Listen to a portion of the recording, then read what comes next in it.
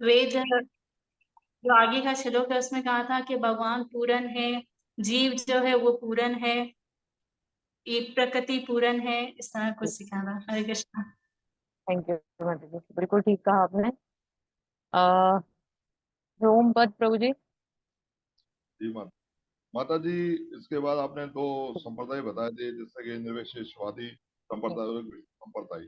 जिसके अंदर निर्विशेष संप्रदाय में मायावादी आते हैं, जो शंकराचार्य जी हैं, और विष्णु संप्रदाय के अंदर रामानुचार्य हैं, और दो एक और माधवाचार्य जी के भी नाम बताता हूँ।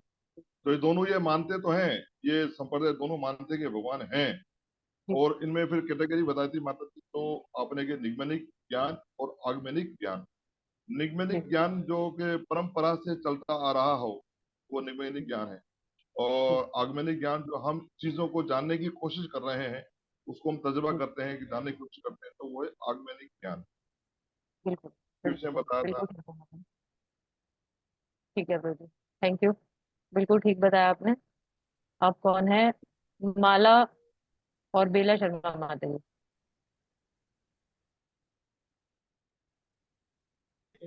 हरे कृष्णा माता जी। इसमें आपने ये भी हरे बताया था कृष्णा कि माता जी। सबसे पहले एक ही वेद था, फिर 4 वेदों में उसको तकसीम किया गया। फिर आपने गुरु की खूबियां भी बताई थी कि गुरु जो है वो प्रामाणिक लड़ी से होना चाहिए, और वो खुद भी इन चीजों पर अमल करता हो, साबित कदम हो। अब बताओ। बिल्कुल बिल्कुल। फिर जैसा कि बताया कि ज्ञान के हमने डिफरेंट डिफरेंट वेज बताए, कि अगर हम खुद से कोशिश करते हैं तो उसमें हमारा समय भी बर्बाद होगा, हमारी एनर्जी भी बर्बाद होगी। तो बेटर ये कि हम वेदों की तरफ बिल्कुल चले जाएं। तो वेद अथेंटिक है और बिल्कुल सही आए हैं। और क्योंकि भगवान पूर्ण है, तो जो चीज भगवान से निकली है वो भी पूर्ण है। वो मेथड बिल्कुल ठीक है। तो इधर उधर जाने के बजाय हमें डायरेक्ट वेदों को अप्रोच करना चाहिए। बिल्कुल ठीक है, थैंक यू माता जी। भागवत प्रभु जी। हरे कृष्णा माता जी। माता जी, कल हरे जिक्र कृष्णा हुआ था कि ईशोपनिषद जो है वो यजुर्वेद का हिस्सा है। जी। और इसके साथ साथ यानी हमारी इंद्रियां नामुकम्मल हैं, इस पर भी थोड़ी डिस्कस हुई थी। वेद यूनिवर्सल हैं, वेद जी स्वयं सिद्ध हैं।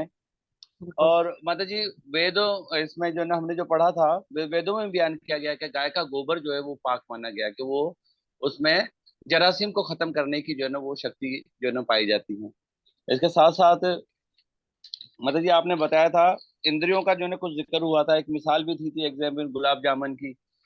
हाँ और जी उसके साथ साथ 5 ज्ञान इंद्रियां, कर्म 5 कर्म इंद्रियां, 5 महाभूत, और विषय जीव, आत्मा परमात्मा, इसका भी डिस्कस माता जी जो है इसमें हुआ था। ये हमारे 24 हरे तत्व। 24 तत्वों का। हरे जी। कृष्ण माता जी।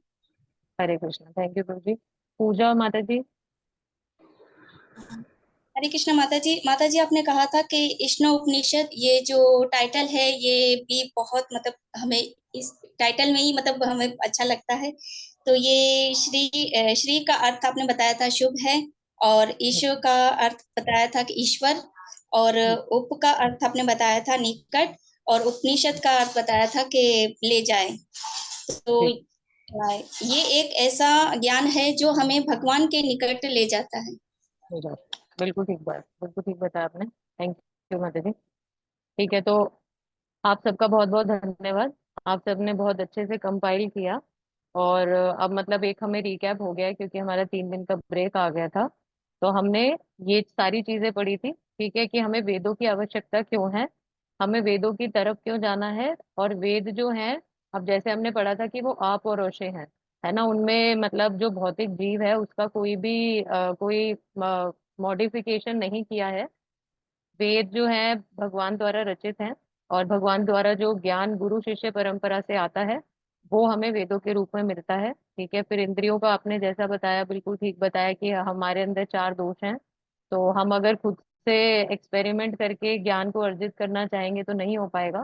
ठीक है, तो हमने ये पढ़ा था। उसके बाद जो हमारा ईश स्तुति थी, उसमें हमने 3 चीजें पढ़ी थी, कि भगवान कंप्लीट है, भगवान एकदम पूर्ण है, और भगवान से उद्भूत होने वाले जो सारे पदार्थ हैं, ठीक है, जैसे कि ये भौतिक जगत और जीव स्वयं खुद, ठीक है, तो वो दोनों चीजें ही परिपूर्ण है, क्योंकि वो परिपूर्ण भगवान से निकल रही है। ठीक है, तो ये हमने पढ़ा था ईश स्तुति में। आज हम पढ़ेंगे मंत्र एक, ईशोपनिषद का मंत्र एक। तो मैं एक चीज आप सबसे जानना चाहती हूँ कि पिछली बार जैसे रीडिंग में कुछ डिवोटीज के पास बुक्स नहीं थी और कईयों के पास उर्दू में थी, तो अभी मतलब क्या है, मतलब अभी क्या स्टेटस है, अभी हम सबके पास बुक्स हैं या नहीं है? ये माता जी अ, उर्दू की बुक्स है हमारे अच्छा, उर्दू की उर्दू की बुक्स हैं। बुक। ठीक है, और कोई कोई आप में से ऐसे हैं जिनके पास किताब नहीं है पढ़ने के लिए? अच्छा, जीवन मुक्त प्रभु जी बुक दिखा रहे हैं, ठीक है प्रभु जी, ये उर्दू की किताब है, मैं समझ गई। कोई ऐसा है जिसके पास किताब नहीं है पढ़ने के लिए, वो एक बारी हैंड रेज कर सकते हैं। कृष्ण कुमारी माता जी लिख रहे हैं कि उनके पास किताब नहीं है, धर्मात्मा प्रभु जी के पास किताब नहीं है। तो क्या हम ऐसा कर सकते हैं कि मैं अगर स्क्रीन पर हिंदी में जो मंत्र है उसको अगर मैं स्क्रीन पर शेयर करूं, तो जिनके पास किताब नहीं है वो वहां से पढ़ सकते हैं। और मतलब वो हिंदी में होगा, मेरे पास उर्दू का नहीं है, तो मतलब जो जो हिंदी में कंफर्टेबल है वो उससे देख सकते हैं, और बाकी लोग जो है वो आप जैसे उर्दू की बुक से हम पढ़ रहे थे वैसे हम लोग कंटिन्यू कर सकते हैं। निकुंज लीला माता जी, आपने हैंड रेज किया, आपके पास किताब नहीं है? माता जी है, हमने पीडीएफ फाइल भी ग्रुप में सेंड की है, उर्दू भी है, हिंदी भी है ग्रुप में। अच्छा, किताब की ग्रुप में है, ठीक है। बुक। ठीक है, तो मैं ऐसा करती हूँ, मैं एक बार स्क्रीन शेयर कर देती हूँ कि फोन से पढ़ना जिसके लिए कंफर्टेबल है वो पढ़ सकते हैं, बाकी स्क्रीन पर रहेगा। तो मतलब हम सब लोग चाहें तो एक जगह से भी देख सकते हैं, और जिनके पास नहीं है वो भी देख लेंगे।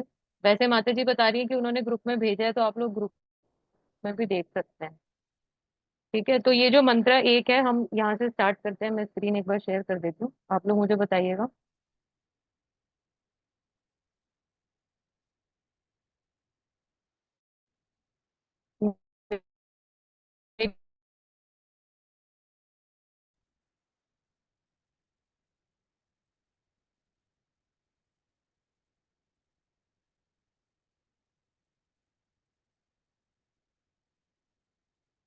तो अब ये जो मंत्रा एक है हम ये पढ़ेंगे। मैं मंत्रा रीड कर रही हूँ, मैं 2 बार रीड करूंगी, उसके बाद हम इस मंत्र को स्टार्ट करेंगे। ठीक है, मंत्र एक, श्री ईशोपनिषद, जगत गुरु श्रील प्रभुपाद की जय। ईशावास्यमिदं सर्वं यत्किंच जगत्यां जगत् तेन त्यक्तेन भुञ्जीत मा गृणा कस्यचित् धनम्। ईशावास्यमिदं सर्वं यत्किंच जगत्यां जगत् तेन त्यक्तेन भुञ्जीथ मा गृणा कस्यचित् धनम्। ठीक है, इसका जो वर्ड मीनिंग है ये एक बार हम देख लेते हैं। ईश का मतलब है भगवान द्वारा, अवास्यम नियंत्रित, इदम यह, सर्वम सब, यत किंच जो कुछ भी, जगत्याम ब्रह्मांड के भीतर, जगत जो कुछ भी चेतन या निर्जीव है, तेन उसके द्वारा, त्यक्तेन अलग कोटा, भुंजिता तुम्हें स्वीकार करना चाहिए, माँ मत करो, दृढ़ लाभ पाने का प्रयास, कस्त कस्त्वित किसी अन्य का धनम धन। ठीक है, तो इस मंत्र में हमें क्या बताया जा रहा है, जैसा कि हमने ईश स्तुति में पढ़ा। एक सेकंड, जैसा कि हमने ईश स्तुति में पढ़ा कि भगवान एकदम कंप्लीट हैं। ठीक है, और भगवान से जो भी सारी चीजें निकलती हैं वो एकदम कंप्लीट होती हैं।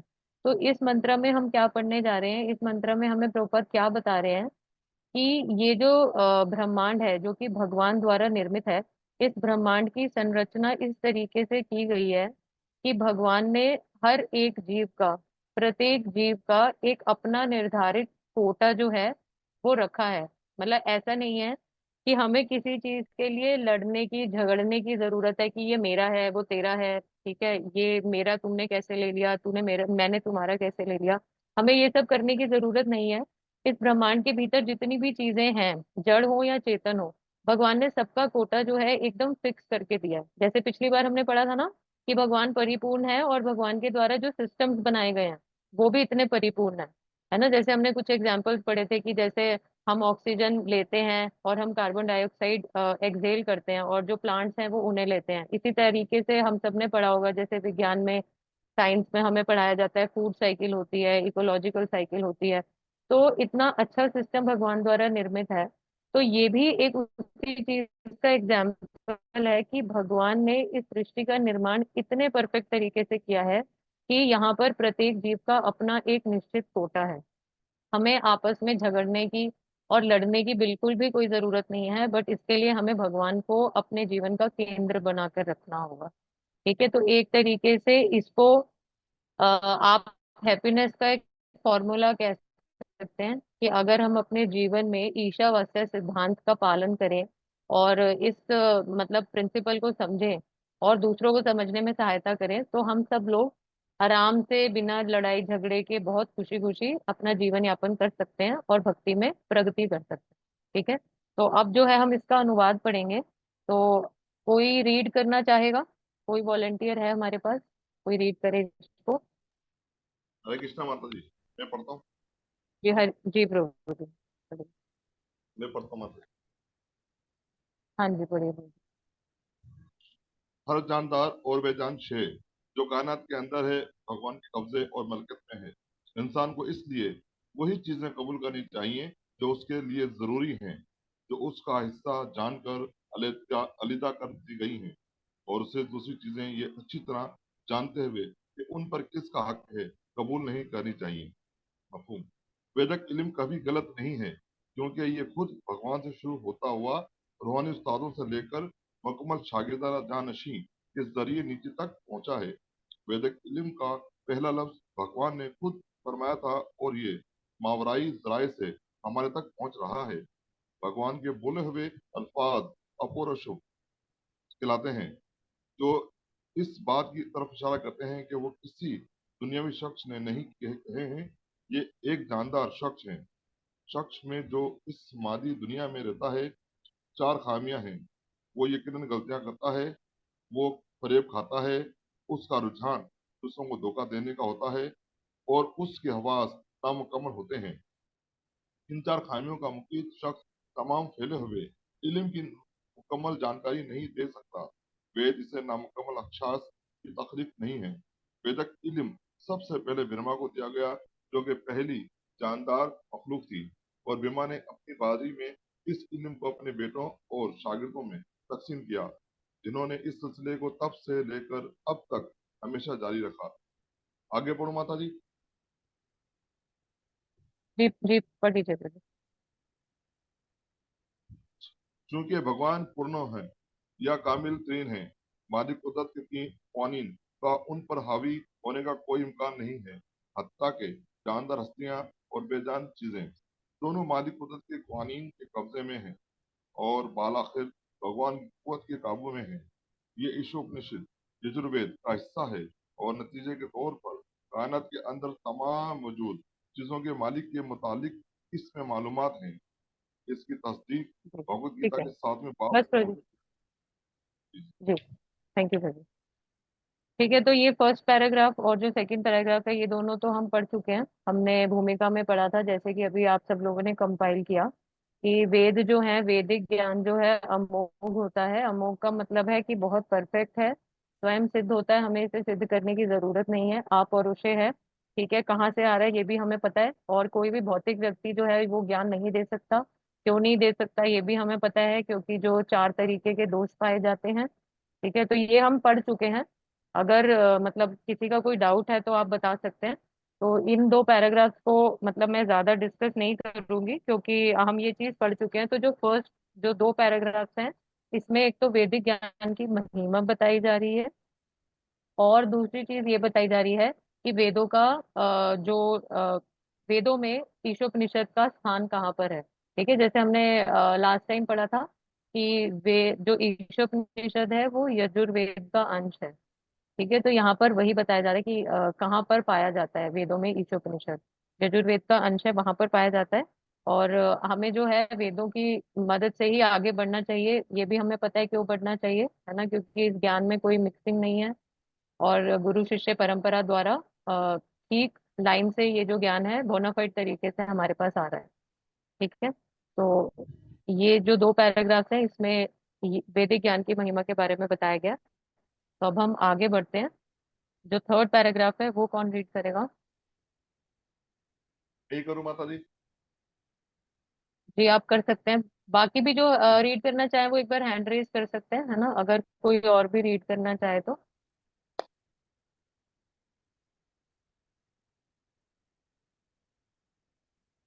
अ, प्रभु जी, धरती माता जी रीड करना चाह रहे हैं, इनके बाद फिर आप रीड कर लीजिएगा रोमपत प्रभु जी, चलेगा? थैंक यू जी। ओके। धरती माता जी आप रीड करिए 3rd पैराग्राफ। इस ब्रह्मांड की प्रत्येक वस्तु पर भगवान के स्वामित्व की पुष्टि भगवत गीता के 7वें अध्याय में की हुई है, जिसमें परा तथा अपरा प्रकृति की विवेचना की गई है। प्रकृति के सब तत्व पृथ्वी, अग्नि, जल, वायु, आकाश, मन, बुद्धि तथा अहंकार भगवान की अपरा अर्थात भौतिक प्रकृति से संबंधित है। जीव, जबकि जीव अर्थात चेतन शक्ति परा प्रकृति है। ये दोनों ही प्रकृतियां या शक्तियां भगवान से अद्भुत है। अंततः जो कुछ विद्यमान है उस सब के नियंता भगवान ही है। ब्रह्मांड में ऐसी कोई वस्तु नहीं जिसका संबंध परा या अपरा प्रकृति से ना हो, इसलिए प्रत्येक वस्तु उस परम पुरुष की संपत्ति है। परम पुरुष अर्थात भगवान एक पूर्ण पुरुष है। उनके पास अपनी विभिन्न शक्तियों के द्वारा हर वस्तु को सम्मिलित करने की पूर्ण बुद्धि है। परम पुरुष की तुलना बुद्धा अग्नि से की जाती है और प्रत्येक जड़ तथा चेतन वस्तु की तुलना अग्नि की ताप तथा प्रकाश से की जाती है। अग्नि जिस प्रकार ताप तथा प्रकाश के रूप में अपनी शक्ति का वितरण करती है, उसी प्रकार भगवान भी विभिन्न प्रकारों से अपनी शक्ति का प्रदर्शन करते हैं। इस प्रकार के अग्नितम नियंता सभी वस्तुओं के पालक तथा आदेशक हैं। वे सभी शक्तियों के स्वामी, प्रत्येक वस्तु के परम ज्ञाता तथा हर एक का उपकार करने वाले हैं। वे अचिंत्य ऐश्वर्य, बल, यश, सौंदर्यता, ज्ञान तथा वैराग्य से परिपूर्ण है। कंटिन्यू करूं? जी नहीं नहीं, थैंक यू माता जी। ठीक है, तो अब इन दोनों पैराग्राफ में हम क्या क्या समझ रहे हैं कि भगवान के स्वामित्व की पुष्टि की जा रही है, कि भगवान कैसे हर चीज के स्वामी हैं और कैसे जो भगवान है वो अपने अंडर हर चीज को रख के कैसे उसकी टेक केयर करते हैं। ठीक है, तो अब जैसे पहले 3rd पैराग्राफ में बताया गया कि भगवान की 2 शक्तियां हैं, परा और अपरा प्रकृति। ठीक है, ये दोनों ही भगवान की शक्तियां हैं। और जैसे भगवत गीता जो 7.4 श्लोका है उसमें भगवान ये बता रहे हैं कि परा और अपरा अपरा दोनों ही प्रकृतियां भगवान की हैं। 7.4 श्लोका कौन सा है, अगर किसी को याद हो तो? भूमि आपो अनलो वायु। वेरी गुड, बिल्कुल ठीक बात है। भूमिरपो नलो वायु मन बुद्धिर एव च। ठीक है, तो इसमें क्या बताया गया कि देखिए दो दो मतलब ये बहुत इजी है, हम इसमें बिल्कुल भी कंफ्यूज नहीं होंगे। ठीक है, भगवान की 2 प्रकृति है, एक है परा प्रकृति, एक है अपरा प्रकृति। ठीक है, प्रकृति क्या है? परा प्रकृति है जो चेतन है, भगवान की ऐसी शक्ति जो चेतन रूप में है, वो है जीव। ठीक है, हम भगवान की एकमात्र परा प्रकृति हैं। और उसके बाद अपरा प्रकृति कौन सी है? वो 8 चीजें हैं, जैसे हमने लास्ट टाइम भी पढ़ा था, जो पंच महाभूत और जो हमारा सूक्ष्म शरीर है। ठीक है, पंच महाभूत में क्या क्या आएगा जो यहाँ पर हमने पढ़ा था? पंच महाभूत कौन कौन से हैं? पृथ्वी, जल, अग्नि, वायु और आकाश। ठीक है, ये 5 चीजें। और हमारा सूक्ष्म शरीर किससे मिलके बनता है? मन, बुद्धि और अहंकार से। ठीक है, तो ये जो 8 चीजें हैं ये क्या कहलाती हैं? ये भगवान की अपरा प्रकृति है।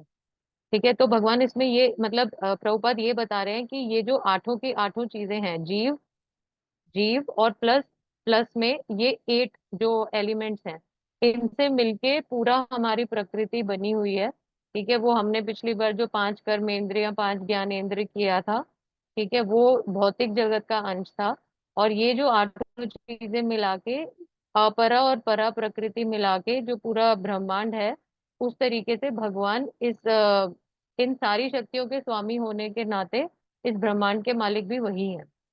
ठीक है, और जो नेक्स्ट पैराग्राफ है वहां हमें एग्जाम्पल देके बताया जा रहा है, प्रभुपद एग्जाम्पल से समझा रहे हैं कि जैसे मान लीजिए कि एक जगह मतलब फायर है, एक जगह कुछ आग आग जल रही है, तो वो जो आग है उसका कंपैरिजन किया गया है भगवान से, और जो उस अग्नि का ताप है और उस अग्नि का प्रकाश है, ठीक है, वो भगवान की परा और अपरा प्रकृति से उसका कंपैरिजन किया गया।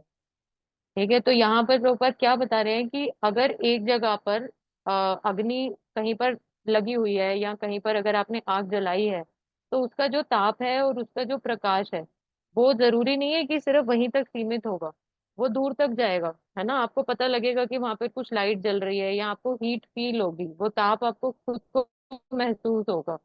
ठीक है, तो इसलिए भगवान इस सृष्टि के कण कण में प्रेजेंट है भी और नहीं भी है ना। जरूरी नहीं है कि भगवान को हर एक, ऑल्दो भगवान हर जगह पे हर हर जीव के अंदर परमात्मा रूप में प्रेजेंट है, बट ये जो जो जड़ वस्तुएं हैं, अगर हम कहें कि नहीं यार मुझे तो इस दरवाजे में, इस टेबल में भगवान दिख नहीं रहे, ठीक है, बट भगवान इस तरीके से, चाहे वो दिख नहीं रहे, बट उनकी जो प्रकृति है, उनकी जो एनर्जीज है, उनकी जो शक्तियां हैं, उनके माध्यम से भगवान हर जगह प्रेजेंट है। क्योंकि ये जो सारी सृष्टि है भगवान की है, तो ऑब्वियसली भगवान हर जगह प्रेजेंट होंगे, उनका मौजूद होना बहुत जरूरी है। ठीक है, और एक तीसरा एग्जाम्पल क्या बताया गया भगवान के स्वामित्व का, कि जैसे हमने पढ़ा होगा भगवान शब्द जो होता है, भगवान शब्द का डेफिनेशन क्या होता है, जिसमें कि जो 6 ऐश्वर्य हैं, ठीक है, जो लास्ट लाइन में बताया गया, वे अचिंत्य ऐश्वर्य, बल, यश, सौंदर्य, ज्ञान और वैराग्य, ये 6 के 6 जो हैं, ये 6 ऐश्वर्य जिसमें प्रेजेंट होते हैं, जो ये षड ऐश्वर्यधारी होता है, उन्हें हम भगवान कहते हैं। ठीक है, तो ये हमने पहले भी क्लासेस में पढ़ा है और हमने सुना होगा कि जो कृष्ण है उनके अंदर ये 6 के 6 ऑपुलेंसेस, ये जो 6 ऐश्वर्य हैं, ये परिपूर्ण मात्रा में पाए जाते हैं। ठीक है, तो इससे भी हम समझ रहे हैं कि भगवान जो है वो हर चीज के स्वामी है, he is the proprietor of everything, हर चीज उनके कंट्रोल में। ठीक है, तो हमने 3 एग्जाम्पल से समझा। फर्स्ट है भगवान की परा और अपरा प्रकृति। ठीक है, दूसरा हमने फायर के एग्जाम्पल से समझा कि भगवान अगर हमें दिख नहीं रहे, इसका मतलब ये नहीं है कि वो प्रेजेंट नहीं है। ठीक है, जैसे अग्नि है, अब उसका ताप और उसका जो लाइट, उसका जो प्रकाश है वो हमें दिख नहीं रहा, बट फिर भी इट इज, वो फिर भी वहां पर मौजूद है। ठीक है, तो इस चीज से हमने समझा। और तीसरी चीज क्या है कि ये जो 6 के 6 ऐश्वर्य हैं, ये भगवान के अंदर परिपूर्ण मात्रा में है। तो ये जो तीनों चीजें हैं, ये तीनों ही जो पॉइंट्स हैं, ये इस चीज का पुष्टि करते हैं कि भगवान हर चीज के प्रोपराइटर हैं और भगवान हर चीज के स्वामी हैं। ठीक है, तो अब हम आगे चलते हैं। फिफ्थ जो पैराग्राफ है, फिफ्थ पैराग्राफ कौन पढ़ना चाहता है? मैं पढ़ू माता जी? जी प्रभु जी। और प्रभु जी एक सेकंड, भागवत प्रभु जी ने भी हैंड रेस किया। ठीक ठीक है। सॉरी प्रभु जी, लाइन से पढ़ते हैं। हरे कृष्णा। जी, हरे कृष्णा इसलिए प्रभु जी। हमें जानने की इतनी अकल होनी चाहिए कि भगवान के सिवा और कोई भी किसी चीज का मालिक नहीं है।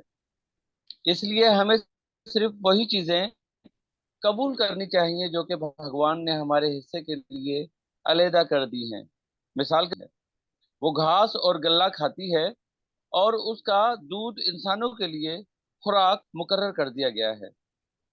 भगवान का एक ऐसा इंतजाम है और हमारी इन चीजों से तसल्ली होनी चाहिए कि उसने मेहर करम से हमारे लिए अलहदा रख दी हैं।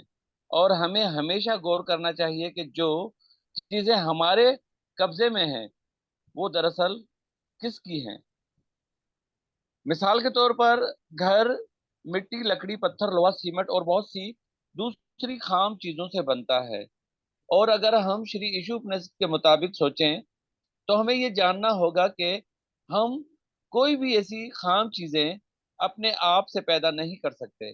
हम सिर्फ उन्हें इकट्ठा कर सकते हैं और अपनी मेहनत से उन्हें मुख्तलिफ शक्लों में तब्दील कर सकते हैं। एक मजदूर सिर्फ इस बिना पर किसी चीज का मालिक होने का दावा नहीं कर सकता कि उसने उसे बनाने में सख्त मेहनत की है। थैंक यू मौजूदा समाज प्रभु जी। में बस हमेशा मजदूरों प्रभु जी, और बस सरमायादारों के दरमियान। बस हो। यस यस ठीक है, माता। ठीक है, तो अब जैसा कि हमने जो अनुवाद था, ठीक है, वहां हमने क्या पढ़ा मतलब हम ना एक लिंक बनाने की कोशिश करेंगे। इससे क्या है कि श्लोक का ट्रांसलेशन और श्लोक को समझने में एक कनेक्टिविटी जब होती है तो हमारे लिए थोड़ा इजी होता है। ठीक है, तो जैसे ईशावास्य जब हमने अनुवाद पढ़ा तो उसमें प्रभुपाद ने क्या समझाया हमें कि ये जो पूरी सृष्टि है ये ईश की है, भगवान की है। भगवान ने इस सृष्टि का निर्माण किया है और हर किसी को उसका कोटा दिया है। कोटा सिस्टम हम समझते ही हैं, है ना। तो अब हम अनुवाद के अकॉर्डिंग चलेंगे। अभी जो हमने पैराग्राफ्स पढ़े उसमें हमने ये पढ़ा कि ये सारी सृष्टि भगवान की कैसे है। ठीक है, और भगवान कैसे इस सृष्टि के स्वामी है। अब हम दूसरे पॉइंट पे आ रहे हैं जो कि भगवान ने बोला है, ओ सॉरी, प्रभुपाद ने बोला है कि भगवान ने हर जीव का कोटा निर्धारित किया है और हमें अपने कोटे का ही अपने पास रखना चाहिए। किसी दूसरे का कोटे के लिए किसी को धोखा नहीं देना चाहिए और किससे लड़ाई नहीं करनी चाहिए। ठीक है, तो अब हम दूसरे पॉइंट पे आ रहे हैं। पहला पॉइंट हमने समझ लिया भगवान कैसे स्वामी है, कैसे ये सारी सृष्टि भगवान की है। अब हम दूसरे पॉइंट पे आ रहे हैं कि कैसे हमें जो कोटा सिस्टम है उसको कैसे भगवान ने इस्टेब्लिश किया है, कैसे भगवान ने कोटा सिस्टम को इस सृष्टि में आप क्या कह सकते हैं, मतलब उसको अप्लाई किया है, कैसे लगा रखा है। ठीक है, तो ये अभी हम प्रभुपाद फिफ्थ और सिक्स एग्जाम्पल जो पैराग्राफ हैं वहां पर प्रभुपाद ने एग्जाम्पल दिया है कि जैसे एक गाय का एग्जाम्पल दिया गया कि गाय जो है वो दूध देती है बट अपने दूध को स्वयं पीती नहीं है। ठीक है, कभी किसी ने सुना है कि गाय दूध पी रही है? नहीं सुना होगा, है ना। गाय हमेशा दूध देती है और जो गाय है वो घास अच्छा खाती है। माता जी हरे कृष्णा। हरे कृष्ण जी। अच्छा माता जी, ये जो कृष्ण लीला भगवान कृष्ण की जो उन्होंने गोकुल वृंदावन में जो हुई है, जी वहां पर जो भगवान जिस गाय का दूध पीता था, जी तो वो बताए गए कि वो गायें जो है ना वो दूध पीती थी, और भी यानी अच्छी गायें जो होती थी उनों का। तो यहाँ मैं भी जब मैंने पढ़ा तो मेरे जहन में जो है ना ये बात आई। तो ये बात माता जी बताएंगे कि प्रभु भाई जी। 100 गायें, जी, मैं समझ सौ गई गायों 50 गायों का जो दूध निकाला गया वो 10 गायों को पिलाया गया। फिर वो 10 गायों में से 9 गायों का दूध निकाला गया तो वो एक गाय को पिलाया। फिर उस गाय का दूध भगवान कृष्ण के लिए होता था। प्रभु जी आपकी बात तो ठीक है। ठीक है, वैसे ये हमारे टॉपिक से नहीं है तो अभी मतलब ठीक है, बट देखिए ये है, एक तो पार्ट होता है जो भगवान जब इस धरती पे प्रेजेंट थे, ठीक है, जो तब लीला हो रही थी। तो वो जो लीला का पार्ट था और जो इस ब्रह्मांड की संरचना है, दोनों में फर्क है। ठीक है, ठीक जो ठीक। जो भगवान के टाइम पर जो गायें प्रेजेंट थी और जो भगवान की लीला में पार्ट ले रही थी और अभी जो भौतिक सृष्टि की जो गायें हैं, दोनों में फर्क है। ठीक है, तो बिल्कुल। एक तो इसका रीजन है ये, और दूसरा दूसरा जो आपने कहा कि मतलब वो ऐसे पीती थी फिर वो पीती थी, है ना। तो आप ये समझिए कि वहां पर भी जो उस चीज का सेंटर था वो ये था कि कृष्ण को कैसे बेस्ट आनंद देना है। अब अगर आप यहाँ पर भौतिक जगत की गाय को देखेंगे तो इनका सेंटर ये नहीं होता है कि कृष्ण को आनंद कैसे देना है ना। तो कृष्णा कैन डू एनीथिंग, भगवान के लिए कुछ भी करना। अब अगर यशोदा मैया 100 गायों, आपने बिल्कुल ठीक बोला कि वो उन गायों का दूध निकाल के फिर वो गायें खाती थी, कुछ जो भी था वो पिलाते थे, और फिर उन गायों का कर करके बहुत सिलेक्टेड गाय का दूध निकाल के फिर भगवान के लिए माखन बनता था, है ना। तो आपने ठीक बोला, बट अब जो लीला है उसको आप इस भौतिक जगत में हम उसको मतलब कॉपी पेस्ट नहीं कर सकते। आपको ये चीज थोड़ा सा मतलब हम समझ के चले कि वो गायें भी अलग थी और वो लीला का पार्ट है। बट जब अब हम भौतिक जगत में उतर के इस चीज को देखेंगे तो मुझे किसका माइक आवाज कर रहा है? हाँ जी, अभी ठीक है। ठीक है, तो मैं इसका मेरे हिसाब से मतलब मेरे पास यही आंसर है इसका। और बाकी जो प्रभुपाद ने एग्जाम्पल दिया है ये अभी उन गाय की बात नहीं हो रही है। जो वो तो वो आपने जहाँ पढ़ा होगा वो कुछ स्पेशल नाम भी है ना उस गाय का, कुछ नाम भी आई थिंक मुझे याद नहीं आ रहा है। बट उस गाय का भी कुछ अलग तरीके की अलग वैरायटी की गाय है जो बेस्ट तरीके का दूध दे सके। तो यशोदा मैया की कोशिश ये होती थी कि भगवान कैसे बेस्ट से बेस्ट भगवान की सेवा कैसे हो। ठीक है, बट अभी जब हम यहाँ की बात कर रहे हैं तो वो एक अलग चीज है ना। ये गाय का दूध जो हम अभी बात कर रहे हैं, तो गाय जो है हमेशा दूध देती है और जो खाती है वो घास और वो ही खाती है। हाँ, जो मतलब जिसको आप कहेंगे घास और भूसा खाती है। ठीक है, इसी तरीके से जो शेर है, या आप कह लीजिए जैसे मतलब हर किसी का अपना अपना कोटा निर्धारित है। जैसे जो टाइगर है वो हमेशा फ्लैश ही खाएगा, ठीक है, वो मतलब वो घास नहीं खाएगा, वो दूध नहीं पिएगा। और जो ह्यूमन बीइंग्स है, हमारे लिए भगवान ने वनस्पति मतलब जो वेजिटेरियन है हमारे लिए वो चीजें निर्धारित कर रखी हैं। तो इससे क्या होता है, ये एक भगवान का तरीका है बैलेंस क्रिएट करने का, है ना। हमें ऐसे जब हम पढ़ते हैं ना और जब हम भगवान को देखते हैं तो हमें ऐसा लगता है ना कि भगवान एक ऐसी फिगर है, अरे इनके तो कपड़े भी किस स्टाइल के हैं कैसे। बट कई बार अगर आप सोचिए, जब हम पढ़ते हैं प्रभुपाद के पर्पस को और डीपली जब हम भगवान की जो मतलब उनका जो थॉट्स हैं, जब अगर हम उसे देखें तो आपको लगेगा कि भगवान के जैसा बेस्ट मैनेजमेंट पर्सन कोई नहीं हो सकता, भगवान के जैसा बेस्ट बायोलॉजिस्ट कोई नहीं हो सकता। भगवान ने मनुष्य शरीर की रचना देखी कितनी कितनी परफेक्ट तरीके से करी है। भगवान का दिया हुआ जो शरीर है ये सबसे बेस्ट है, आप सब जानते हैं। एक बार जो हमारी नेचुरल आईज है, अगर हमारी जो मतलब जो हमें दी गई है अगर ये खराब हो गई, उसके बाद आप चाहे लेजर करवा लो, चाहे आप कॉन्टैक्ट लेंसेज लगवा लो, चाहे आप चश्मा पहन लो, बट उस तरीके का पावर नहीं मिल सकती आपको, है ना। तो मतलब अगर हम थोड़ा सा डीपली सोचें तो मतलब भगवान, देखा जाए तो ये चीजें शायद कहीं मेंशन नहीं है, बट भगवान कितने परफेक्ट है। जबकि भगवान ने कोई साइंस की बुक्स लेके कुछ पढ़ाई नहीं करी है, ठीक है, कोई भगवान ने मैथमेटिक्स की बुक नहीं पढ़ी, कोई एमबीए नहीं करा भगवान ने, बट स्टिल भगवान इतने बड़े मैनेजमेंट एक्सपर्ट हैं। उनको पता है कि क्या चीज कैसे अरेंज करनी है। तो मतलब भगवान ने इतना बढ़िया सिस्टम बना रखा है जिससे कि इस सृष्टि में कोई इम्बैलेंस क्रिएट ना हो, ठीक है। अगर भैया आप मतलब उसको इंग्लिश में बोलते हैं ना कार्निवोर हो, जैसे टाइगर्स वगैरह होते हैं, तो आप ये खाओगे, आप ये खाओगे, आप ये खाओगे, ठीक है, किसी का कोई लड़ने झगड़ने का कोई सिस्टम ही नहीं है, ठीक है। और जैसे एक जो दूसरा जो 6 पैराग्राफ है यहाँ पर, जैसे प्रभुपाद ने बोला कि जो ये जड़ पदार्थ हैं, जैसे कि मान लीजिए मिट्टी, लकड़ी, पत्थर, लोहा, ये सब हमने तो मैन्युफैक्चर नहीं किया ना, ठीक है, हमने तो नहीं बनाया, ये सिर्फ स्टडी कर करके हमने जाना ही है कि इसका केमिकल फॉर्मूला क्या होता है और इसके अंदर कितने एटम होते हैं और उसके अंदर कितने प्रोटॉन होते हैं, ठीक है। ये सारी हमारी स्टडी जरूर हो सकती है, बट इसका निर्माण हमने नहीं किया है, लकड़ी हमने नहीं बनाई है, ठीक है। तो अब इसमें प्रभुपाद क्या बता रहे हैं कि ये सारी चीजें भगवान द्वारा निर्मित है और हम इन चीजों का प्रयोग करते हैं। ऑब्वियसली हम अपने घर, गाड़ियां और हर चीज इन्हीं चीजों से निर्मित होती है ना। और फिर हम उन चीजों को अपना भी बोलते हैं।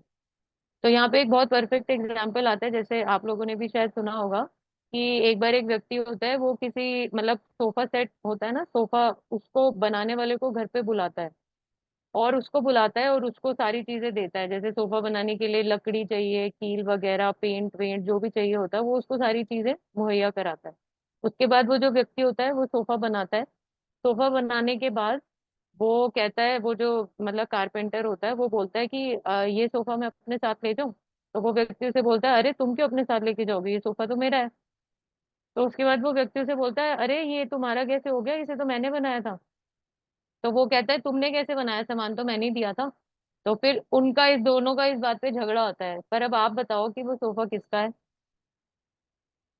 वो दोनों इसी बात पे लड़ते रहते हैं, मेरा है, मेरा है, मेरा है, मेरा चलता रहता है उनका। तो फिर अब वो सोफा किसका हुआ? जिसने सामान दिया है। जिसने सामान दिया है, ठीक है। सब लोग पूजा माता जी के साथ हैं या किसी का कोई और ओपिनियन है? यस माता जी माता सोफा, जी। माता जी सोफा तो वो बनाने वाले ने बनाया जी। और किसने सामान दिया, लेकिन दोनों चीजें जो है कुदरती हैं, दोनों चीजें कुदरती, तो दोनों चीजें उनकी नहीं हुई।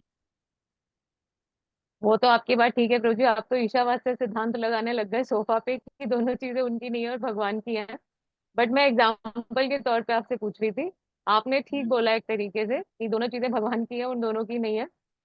तो आप तो एक कदम और आगे ही हैं कि आपने ईशावास्य सिद्धांत लगा दिया वहां पर मैं आपसे ये पूछ रही थी कि जो सामान देता है उसका होता है। अगर हम किसी के, हम घर में अपने किसी को बुला रहे हैं बनाने के लिए, कारपेंटर आया, कुछ रिपेयरिंग करी और वो बोले अब ये एसी मेरा है, ऐसे नहीं होता है ना, ठीक है। तो वो तो ऑब्वियसली अगर हमारे हमारे कोटे में आई है वो चीज तो वो हमारी होगी ना। तो अब जी जी इसी बिल्कुल। तरीके से हम जो वो व्यक्ति था उसने बोला कारपेंटर को कि तुम तो बहुत बड़े चोर हो, मेरी चीज की चोरी कर रहे हो, मैंने तो तुम्हें बनाने के लिए बुलाया था। तो अब यही सेम चीज अगर हम अपने ऊपर भी अप्लाई करें, है ना, सारा सीमेंट मिट्टी और जो भी सारे मतलब ईंटे वीटे जिन भी चीजों से हम अपने ऐशो आराम की चीजें तैयार करते हैं, वो सारी चीजें भगवान द्वारा हमें प्रोवाइड की गई हैं। ठीक है, भगवान ने हमें प्रोवाइड किए हैं, तो हमें ऑब्वियसली भगवान के लिए हमारे मन में बहुत ही तहे दिल से बहुत आभार होना चाहिए, और हमारा 24 घंटे कम पड़ना चाहिए भगवान को, मतलब एक होता है ना धन्यवाद करने के लिए। बट वो सारी चीजें तो खैर जो लोग करते हैं अच्छी बात है, जो नहीं करते वो करें। बट इससे भी सबसे खराब चीज क्या होती है कि हम ये नहीं समझते कि ये मेरा नहीं है। अगर मैंने घर बना लिया, अगर मैंने है ना कुछ भी गाड़ी खड़ी कर ली, कंप्यूटर लैपटॉप से लेके हर एक चीज, तो वो सब मेरा मेरा ही होता रहता है। जबकि हम सब अगर इस तरीके से देखा जाए, आप सब लोग बुरा मत मानिएगा, बट हम सब लोग अगर ऐसी मानसिकता रखते हैं तो हम भी कहीं ना कहीं चोर हैं।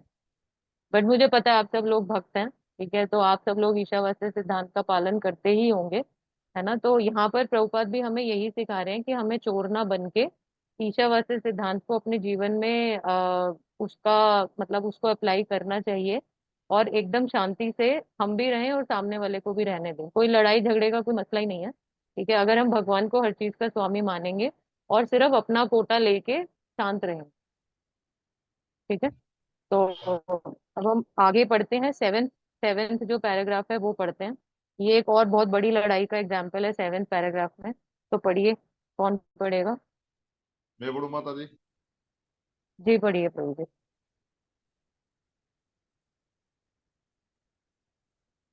हरे कृष्ण। मौजूदा समाज में हमेशा मजदूरों और सरमायादारों के दरमियान बड़ा झगड़ा रहता है। इस झगड़े ने बैनुल-अक़वामी शक्ल अख्तियार कर ली है और दुनिया खतरे में पड़ गई है। इंसान एक दूसरे के साथ दुश्मनी से पेश आते हैं और बिल्कुल बिल्लियों और कुत्तों की तरह कुर्राते हैं। श्री उपनिषद बिल्लियों और कुत्तों को नहीं समझा सकता, लेकिन इंसान को अज़ीमुल शान खुदाए बरतर का पैगाम हकीकी आचार्यों और रूहानी उस्तादों के जरिए पहुंचा सकता है। इंसानी नस्ल को चाहिए कि ईशु उपनिषद के वैदिक ज्ञान को अपनाए और दुनियावी मलकतों के ऊपर झगड़ा ना करे। हमें जो कुछ भी भगवान के रहम करम से खास रियायतें मिली हैं, उनसे हमारी तसल्ली होनी चाहिए। अगर कम्युनिस्ट या सरमायादार या और कोई पार्टी कुदरत के जराये के ऊपर मलकियत का दावा करती है, जो कि कतई तौर पर भगवान के मलकियत, तो कभी अमन नहीं हो सकता। सरमायादार कम्युनिस्टों को महज सियासी कलाबाजियों से नहीं दिया दबा सकते, और ना ही कम्युनिस्ट सरमादारों को महज चोरी की हुई रोटी के लिए लड़कर शिकस्त दे सकते हैं। अगर वो अजीम शान शख्सियत कृष्ण भगवान बर्तर की मदद नहीं मानते, तो वो तमाम जानदार जिस पर वो अपना हक जमाते हैं, वो चोरी की समझी जाएगी। इंजाम कार वो कुदरत के कानून से सजा पाने के लिए मुस्तैक होंगे। एटमी बम के गोले कम्युनिस्टों और सरमादारों दोनों के हाथों में है, और अगर दोनों अजीम शान कृष्ण भगवान की मालकाना हकीकत को नहीं जान मानते हैं, तो यकीनन ये बम के गोले अंजाम कार दोनों पार्टियों को तबाह कर देंगे।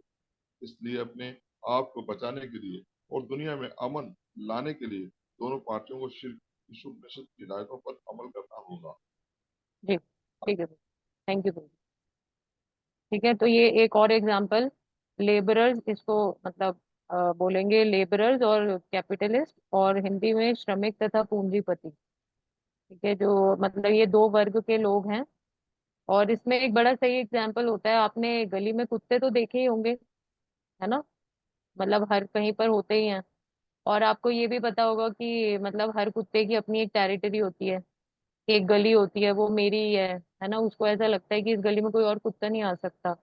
और फिर आपको पता है कि जब उस गली में कोई और बाहर का कुत्ता आ जाता है, तो वो जो पहला वाला कुत्ता होता है जिसको लगता है गली मेरी है, वो क्या करता है, वो उसके ऊपर भौंकता है भौंकता है भौंकता है, इतना भौंकता है कि भैया ये मेरी गली है, तू निकल यहाँ से। ठीक है ना, तो ये सब तो हमने देखा ही है। तो मतलब आप देखिए कि ये मानसिकता मतलब कितनी निम्न जाति में थी, और मतलब कलयुग इतना बढ़ रहा है, कलयुग का इतना प्रभाव है कि अब मनुष्य शरीर में होने के बावजूद भी ऑब्वियसली हम लोग कुत्तों की तरह शायद नहीं भौंकते होंगे, बट मतलब हम ये देखें कि एक मानसिकता जो है कि ये मेरा है, ये मेरा है, किसी और ने कैसे ले लिया। और आपको पता है मतलब छोटी छोटी चीज पर कि ये पिलो मेरा है, ये सराहना मेरा है, मैं ही इस पर सोती हूँ, है ना, ये लैपटॉप मेरा है, मैं ही इस पे अपना पासवर्ड डालूंगी, मैं ही करूंगी। आजकल तो छोटी छोटी चीजों पर पासवर्ड डल जाते हैं कि मैं ही यूज कर सकूं। तो ये कितनी गलत मानसिकता है। और मतलब इसमें प्रभुपाद बहुत अच्छे से बता रहे हैं कि मतलब ये अगर हम भगवान को सेंटर में नहीं रखेंगे तो इस जो ये झगड़ा है, इस लड़ाई का कोई अंत नहीं है। ठीक है, अगर दो पार्टीज हैं, दोनों का सेंटर एक है, मुझे भी पता है कि मुझे इसके लिए काम करना है। मान लीजिए सेंटर में मेरा बॉस है, ठीक है, और हम दो एम्प्लॉयज हैं। कंपनी में ऐसे ही होता है ना, एक मतलब मालिक होता है और दो उसके एम्प्लॉय हैं। अब जो पहला एम्प्लॉय है उसको भी पता है कि मुझे इस मालिक के लिए काम करना है, और दूसरा एम्प्लॉय है उसको भी पता है कि मुझे इस मालिक के लिए काम करना है। तो उस कंपनी में शांति से काम चलता रहता है। उसी तरीके से इस एग्जाम्पल में प्रभुपाद बता रहे हैं कि अगर ये जो श्रमिक हैं और ये जो पूंजीपति हैं, अगर ये भी ये चीज समझे कि मेरा मतलब हमारा हमारा कोटा जो है वो निर्धारित है, ठीक है, आपस में लड़के हम कभी भी शांति नहीं ला सकते। और एक आजकल बहुत ही मजेदार टॉपिक है, पूरे विश्व में उसकी बात होती है, वर्ल्ड पीस की बात होती है ना, कि पूरी दुनिया में यूएनओ लगा हुआ है, पता नहीं कितने कितने ऑर्गेनाइजेशन बने हुए हैं, है ना, कि ये शांति लाएंगे, वो शांति लाएंगे, हर जगह लेक्चर्स भी होते हैं। चलो अच्छी बात है, जो कर सकते हैं वो करना चाहिए। बट मतलब अभी जो हमारा डिस्कशन का विषय है वो ये है कि क्या ऐसे वर्ल्ड पीस आ सकता है जब हम लोगों का सेंटर ही अलग अलग है ना। मैं अपने आप को संतुष्ट करने लगी हुई हूँ, सामने वाला अपने आप को संतुष्ट करने लगा हुआ है, तीसरा इंसान वो अपने आप में लगा हुआ है। तो कभी हम लोग क्या कभी एकजुट होकर एक तरफ बढ़ सकते हैं? हम बढ़ ही नहीं पाएंगे क्योंकि हमारा सेंटर एक नहीं है ना। और यही जब हम देखें, जब हम कृष्ण लीला पढ़ते हैं, जब हम भगवान की लीलाओं का मतलब जब हम सुनते हैं, तो आपने सुना होगा कि स्पिरिचुअल वर्ल्ड में, भगवत धाम में, गोलोक वृंदावन में क्या होता है, एक एक छोटे से छोटा जीव भी भगवान की सेवा के बारे में सोचता है। चाहे गोलोक वृंदावन का कोई बंदर ही क्यों ना हो, और चाहे वो गोपियां ही क्यों ना हो, चाहे वो यशोदा मैया क्यों क्यों ना हो, और चाहे वो बलराम जी क्यों ना हो, हर किसी का सेंटर हमेशा एक ही होता है कि कृष्ण को हमें मतलब सबसे ज्यादा आनंद देना है। हम क्या करें कि भगवान प्रसन्न हो जाए, हम क्या करें कि भगवान खुश हो जाए, ठीक है, कैसे भगवान को और ज्यादा से ज्यादा सर्व किया जाए। तो इसी इसी प्रिंसिपल पर बेस्ड आप देखिए, ये भगवत धाम का प्रिंसिपल था, और कैसे मतलब हमारे पूर्ववर्ती आचार्यों ने, कैसे श्रीला प्रभुपाद ने इस इतने हायर प्रिंसिपल को आज हम सबके बीच में लाकर खड़ा करा है कि देखा जाए तो हमारा भी प्रिंसिपल यही है। हमें बिल्कुल भी मतलब एक वो क्या कहते हैं कि हमें भोग के मतलब भोग की दृष्टि से एक दूसरे को नहीं देखना है। हम एक दूसरे के दास हैं और हमें उसी दृष्टि से एक दूसरे को देखना है। भक्तों की बहुत जरूरत होती है, तो इसलिए आपस में कॉपरेशन करके, प्रभुपाद हमेशा बोलते थे, ठीक है, कि कॉपरेट कीजिए, कॉपरेट कीजिए, है ना, कॉपरेट करके ही इस्कॉन का जो संस्था है वो आगे बढ़ सकती है। तो ये कितना हायर प्रिंसिपल है जिसके बारे में यहाँ बताया गया है। नहीं तो क्या है, हम भी कुत्ते बिल्लों बिल्लियों की तरह बस ऐसे ही अपना जीवन वेस्ट तो नहीं कर सकते ना।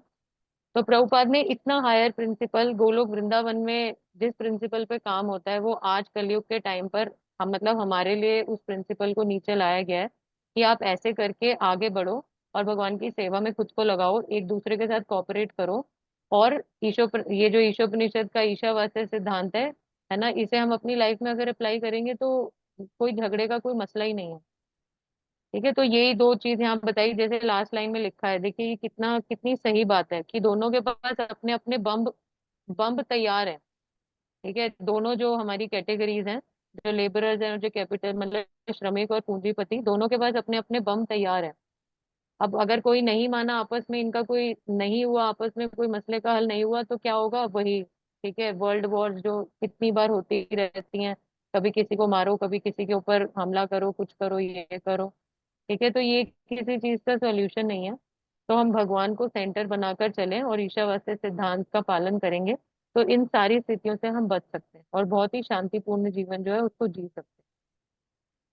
ठीक है, तो अब आगे जो नेक्स्ट पैराग्राफ है, नेक्स्ट पैराग्राफ हम पढ़ते हैं। कौन रीड करेगा? मैं करूँ माता जी? हाँ, रोजी निकुंज लीला माता जी ने हैंड रेस किया है। ठीक है, ठीक है, ओके, ओके। ठीक है मैम। हरे कृष्णा। हरे कृष्णा माता जी। इंसान बिल्लियों और कुत्तों की तरह लड़ने के लिए नहीं है। इनमें इतनी अकल होनी चाहिए कि वह इंसानी जिंदगी की अहमियत और मकसद का एहसास कर सके। वैदिक अदब को इंसानियत के लिए मुर्तहा किया गया है और बिल्लियों और कुत्तों के लिए नहीं। बिल्लियां और कुत्ते दूसरे जानवरों को अपनी खुराक के लिए बगैर कोई गुनाह सजा दिए मार दे सकते हैं, लेकिन अगर इंसान अपने बेकाबू जबान के मजे की तसल्ली के लिए जानवर को मारता है, वो कुदरत के कवानीन तोड़ने का जिम्मेदार है। अंजाम कार वो जरूर सजा पाएगा। इंसानों की जिंदगी का मयार जानवरों पर लागू नहीं किया जा सकता। बेशक चावल गंदम नहीं खाते, ना ही गाय का दूध पीते हैं, क्योंकि उससे जानवर के गोश्त की शक्ल में खुराक दी गई है। यहाँ बहुत से जानवर और परिंदे हैं जो या तो निभात खोराए या गोश्त खोर, इनमें से कोई भी कुदरत के कवानीन की खिलाफवर्जी नहीं करते, क्योंकि ये कवानीन खुदा की रजा से फरमान दिए गए हैं। जानवर, परिंदे, रंगीन वाले और दूसरी अकीर जिंदगी की इकसाम सख्ती से कुदरत के कवानीन की पैरवी करते हैं, इसलिए उनके लिए कोई गुनाह का सवाल पैदा नहीं होता, ना ही वेदों की हिदायत उनके लिए है। सिर्फ इंसानी जिंदगी ही जिम्मेदारी की जिंदगी है।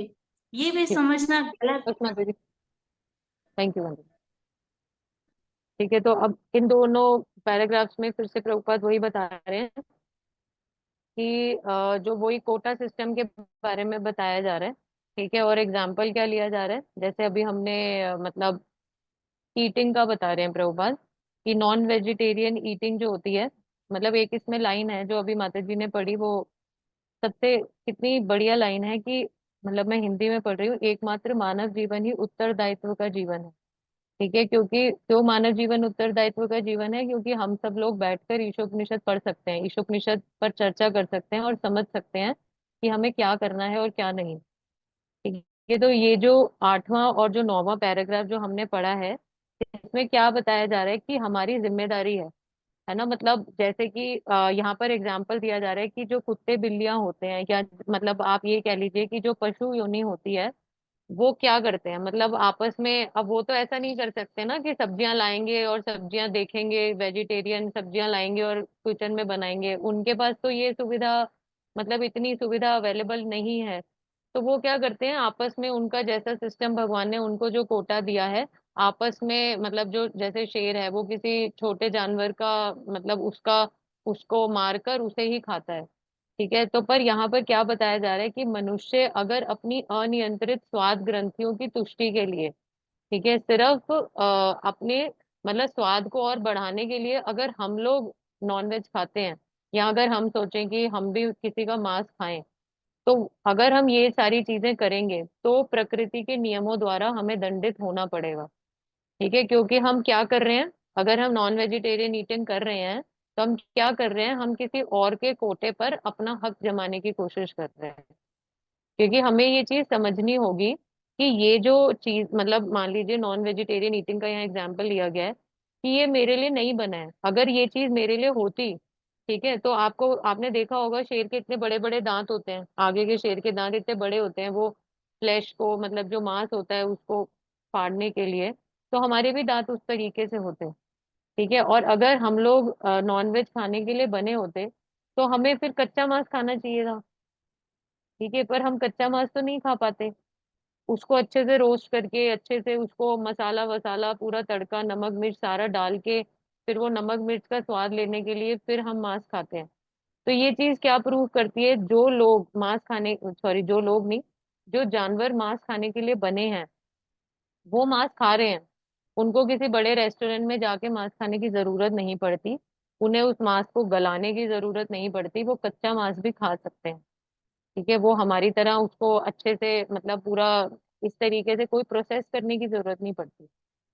तो हमारे लिए वो चीज नहीं बनी है, वो हमारा कोटा नहीं है, और अगर हम उनके कोटे में जाएंगे, अगर हम उनका कोटा जाकर उसका व्यतिक्रमण करने की कोशिश करेंगे, तो प्रकृति के नियमों द्वारा हमें दंड भोगना पड़ेगा। और वो दंड क्या है वो हम पिछली क्लास में भी डिस्कस कर चुके हैं।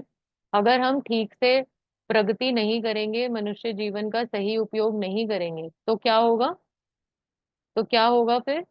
हमने लास्ट क्लास में डिस्कस किया था कि अगर हम ह्यूमन फॉर्म ऑफ लाइफ जो है उसकी ड्यूटीज को पूरा नहीं करेंगे तो फिर क्या होगा हमारे साथ? 24 प्रकार की नदियां हैं, 84 लाख 84 लाख योनियों में फिर से हमें घूमना पड़ेगा। बिल्कुल बिल्कुल ठीक बात है, बिल्कुल सही बोला माता जी ने। हमें फिर से वो जो 84 लाख योनियों का चक्र है उसमें वापस से डाल दिया जाएगा कि अभी आपको बहुत इम्प्रूवमेंट की जरूरत है, आप फिर से नीचे जाओ, फिर से मतलब लोअर फॉर्म्स में जाओ, वहां जाके फिर से ऊपर वापस मनुष्य बनो। आपको आपको नॉनवेज खाना है ना, ठीक है, फिर आप जाके टाइगर बनो, ठीक है, वहां बनो, फ्लैश खाओ, जब आपका शौक पूरा हो जाए तब वापस आ जाना। ठीक है, तो हमें अपने आप को, ये जो सबसे बड़ा भय है मतलब मनुष्य के पतन का, इससे अपने आप को बचाना चाहिए। और जो हमारा कोटा निर्धारित है उसके अकॉर्डिंग ही हमें चलना चाहिए।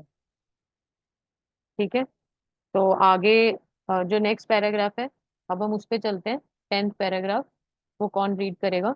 अब यहाँ पर हमने डिस्कस किया कि हमें वेजिटेरियन खाना चाहिए और नॉन वेजिटेरियन ईटिंग नहीं खाना चाहिए। बट यहाँ पर प्रभुपाद फिर एक और स्टैंडर्ड हमारा ऊपर बढ़ाएंगे, है ना, कि जो भक्त हैं उनके लिए स्टैंडर्ड फिर एक और ऊपर है। ठीक है, भक्त सिर्फ वेजिटेरियन ईटिंग पे नहीं रुक सकते, बल्कि हमें प्रसाद खाना है, भगवान को भोग लगाना है और फिर उसे खाना है। ठीक है, तो ये पैराग्राफ हम सब लोगों के लिए है। तो अभी हम 10th पैराग्राफ रीड करेंगे।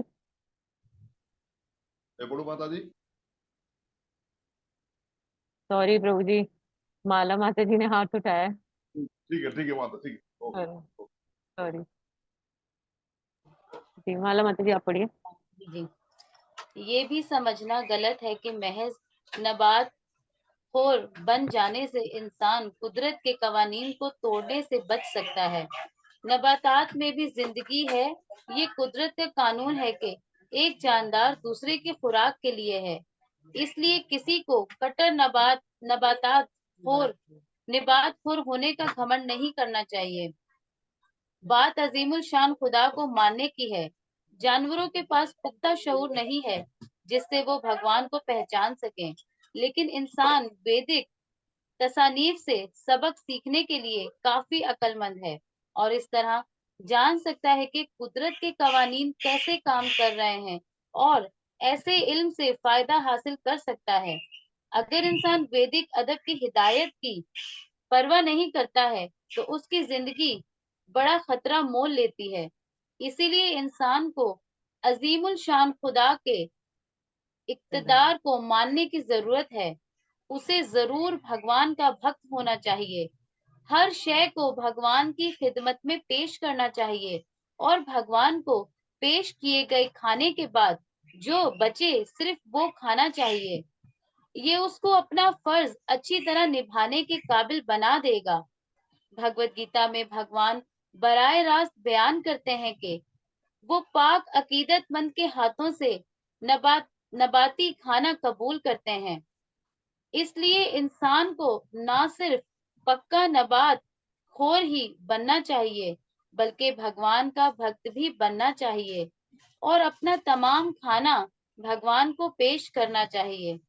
सिर्फ तभी उसको वो भगवान के रहम व करम से दिया हुआ प्रसाद समझकर खाना चाहिए। जो भक्त इस शऊर से अमल कर सकता है वो इंसानी जिंदगी का फर्ज पूरी तरह से निभा सकता है।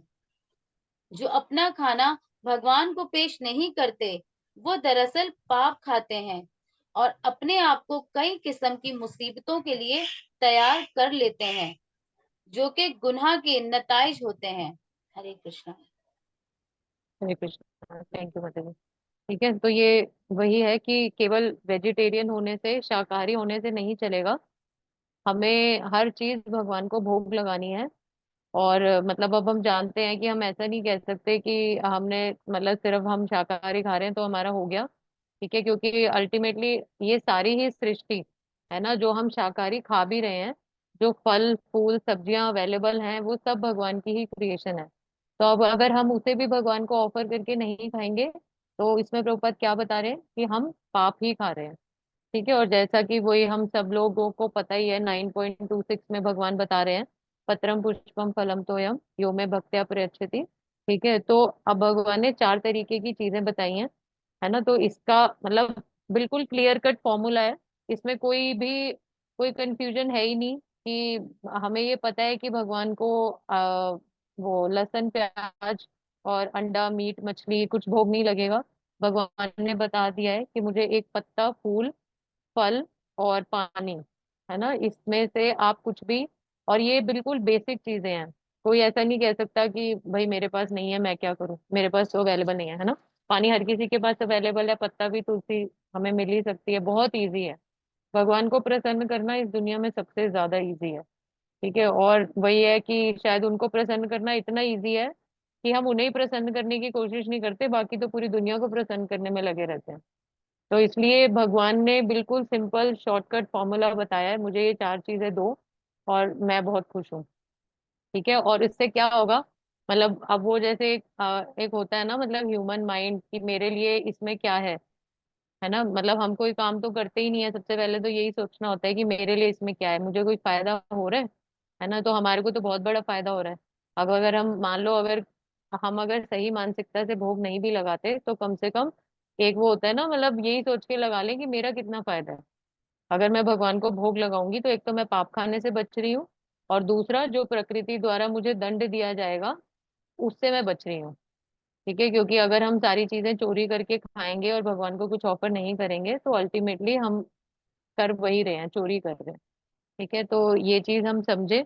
और वो मतलब आ, हाँ, मतलब इसका जो मेन क्रक्स है वो यही है कि वेजिटेरियन, हमें नॉन वेजिटेरियन तो होना ही नहीं है, हमें वेजिटेरियन भी नहीं, हमें कृष्णाटेरियन होना है। तो जितना, और फिर वो जितना हम भगवान को भोग लगाकर चीजें खाएंगे उतनी ही भगवान की कृपा भी हमें मिलती है। ठीक है। क्योंकि जो भोग होता है वो प्रसाद में चेंज हो जाता है जब भगवान उस पर दृष्टि डालते हैं। ठीक है। तो भगवान की दृष्टि बहुत बहुत बहुत बहुत, उससे हमें कृपा मिलती है।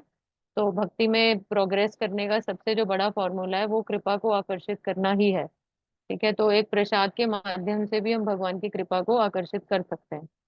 तो हमें बिल्कुल भी जो भोग लगाने का चांस है उसे नहीं छोड़ना चाहिए।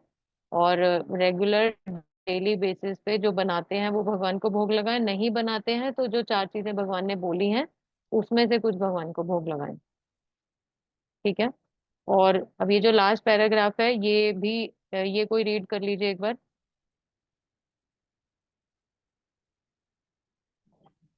भगवान के प्रज स्वामित्व की तारिणी, अवमानना करके प्रकृति के माता जी, माता जी, धरती माता जी, एक सेकेंड। माता जी, प्रज तारिणी माता जी ने हाथ खड़ा किया था, सॉरी। हरे जी, कृष्णा प्रज माता। तारिणी माता जी आप करो। हरे कृष्ण। दंड प्रणाम माता।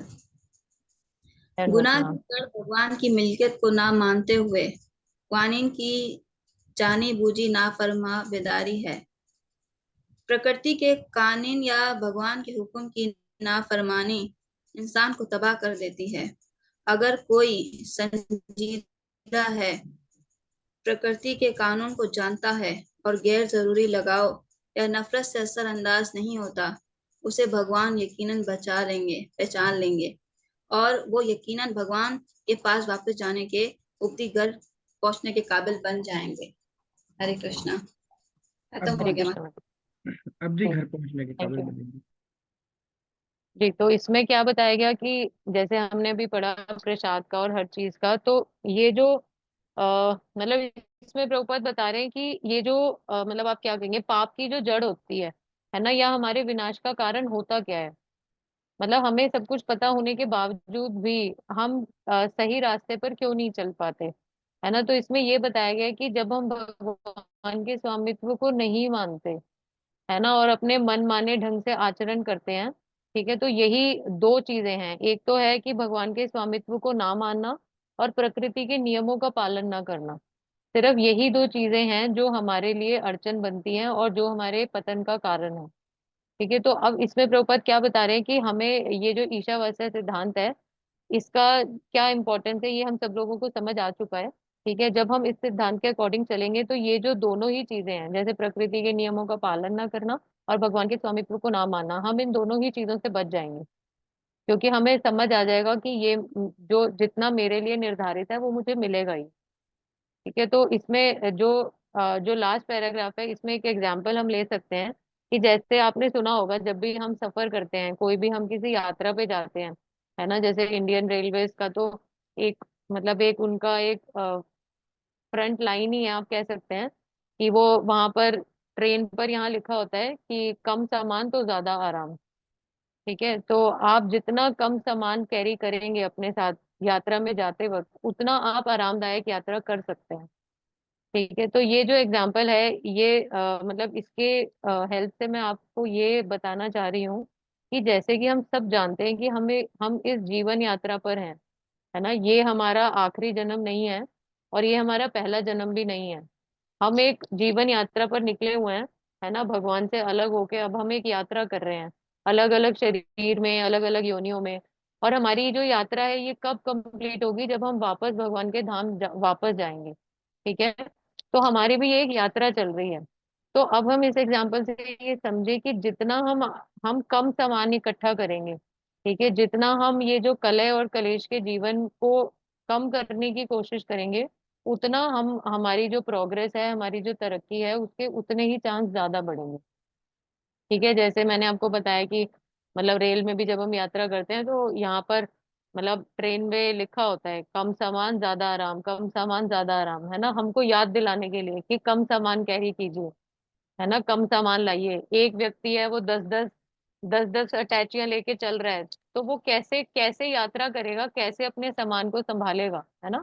तो यही सेम चीज हमारे ऊपर भी लागू होती है कि जब हम भी इस मनुष्य शरीर में एक यात्रा कर रहे हैं, तो हम मतलब कम रखें, है ना, मतलब अपने मन को हल्का रखें, अपनी बुद्धि को हल्का रखें, भगवान की और भक्तों की सेवा करें, और इस ईशावास्य सिद्धांत का पालन करते हुए अपने जीवन में आगे बढ़ें। ठीक है, मतलब जीवन को कम कॉम्प्लेक्स रखें, सिंपल रखें चीजों को। तो ये जो चीज है, मतलब हम सब लोग कोशिश कर सकते हैं प्रैक्टिकली इसको अप्लाई करें। और अगर ना भी अभी हमें समझ आए कि हमें कैसे करना है, तो हम भक्तों की सहायता लें। ठीक है, आपस में डिस्कस करें कि माता जी ये प्रॉब्लम है, आप बताइए मैं ईशावास्य सिद्धांत का कैसे पालन करूं, मेरे जीवन में शांति कैसे आ सकती है ना, आप प्रभु जी आप बताइए आप कैसे करते हैं, मुझे बताइए। ठीक है, मैं भी ऐसे करूंगा। तो हम लोग आपस में एक दूसरे की सहायता लें, बस कैसे भी करके जो प्रभुपाद हमें करने के लिए कह रहे हैं हम उसको करने का प्रयास करें। ठीक है, तो अब यहाँ पे हमारा ये मंत्र कंप्लीट होता है, तो किसी का कोई डाउट है इस मंत्र से रिलेटेड? कोई कुछ पूछना चाहता है?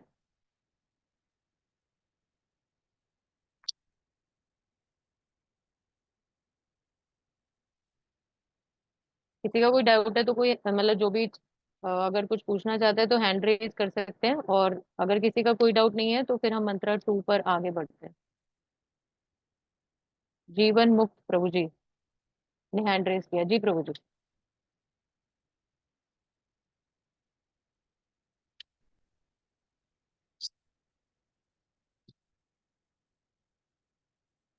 प्रभु जी आपकी आवाज मुझे ही नहीं आ रही है या किसी को भी नहीं आ रही है? आपकी आवाज नहीं आ रही। माता जी प्रभु ही नजर नहीं आ रहे हमें तो। प्रभु की आवाज तो नहीं आ रही, तो प्रभु भी नजर नहीं आ रहे। अच्छा, मुझे प्रभु जी नजर तो आ रहे हैं, प्रभु जी की वीडियो आ रही है, बट मुझे उनका हैंड रेज भी दिख रहा है, बट मुझे उनकी आवाज नहीं आ रही है।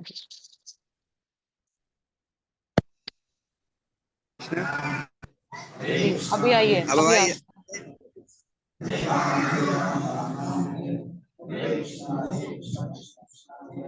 भाई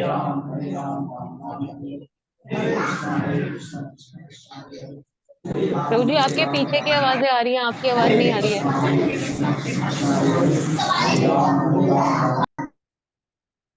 प्रभु जी, प्रभु जी अरे हरे कृष्ण ठीक महामंत्र है माता जी जी। अब आ रहे हैं।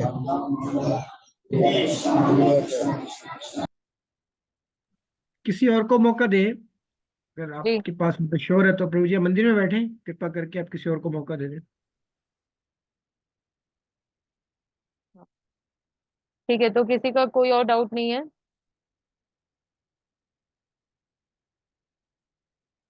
जीवन मुक्त प्रभु जी आप अपना डाउट या तो फिर नेक्स्ट क्लास में पूछ सकते हैं, आप अभी उसको लिख लीजिए, क्योंकि आपके पीछे की बहुत आवाज आ रही है तो आपको सुनना थोड़ा मुश्किल हो रहा है।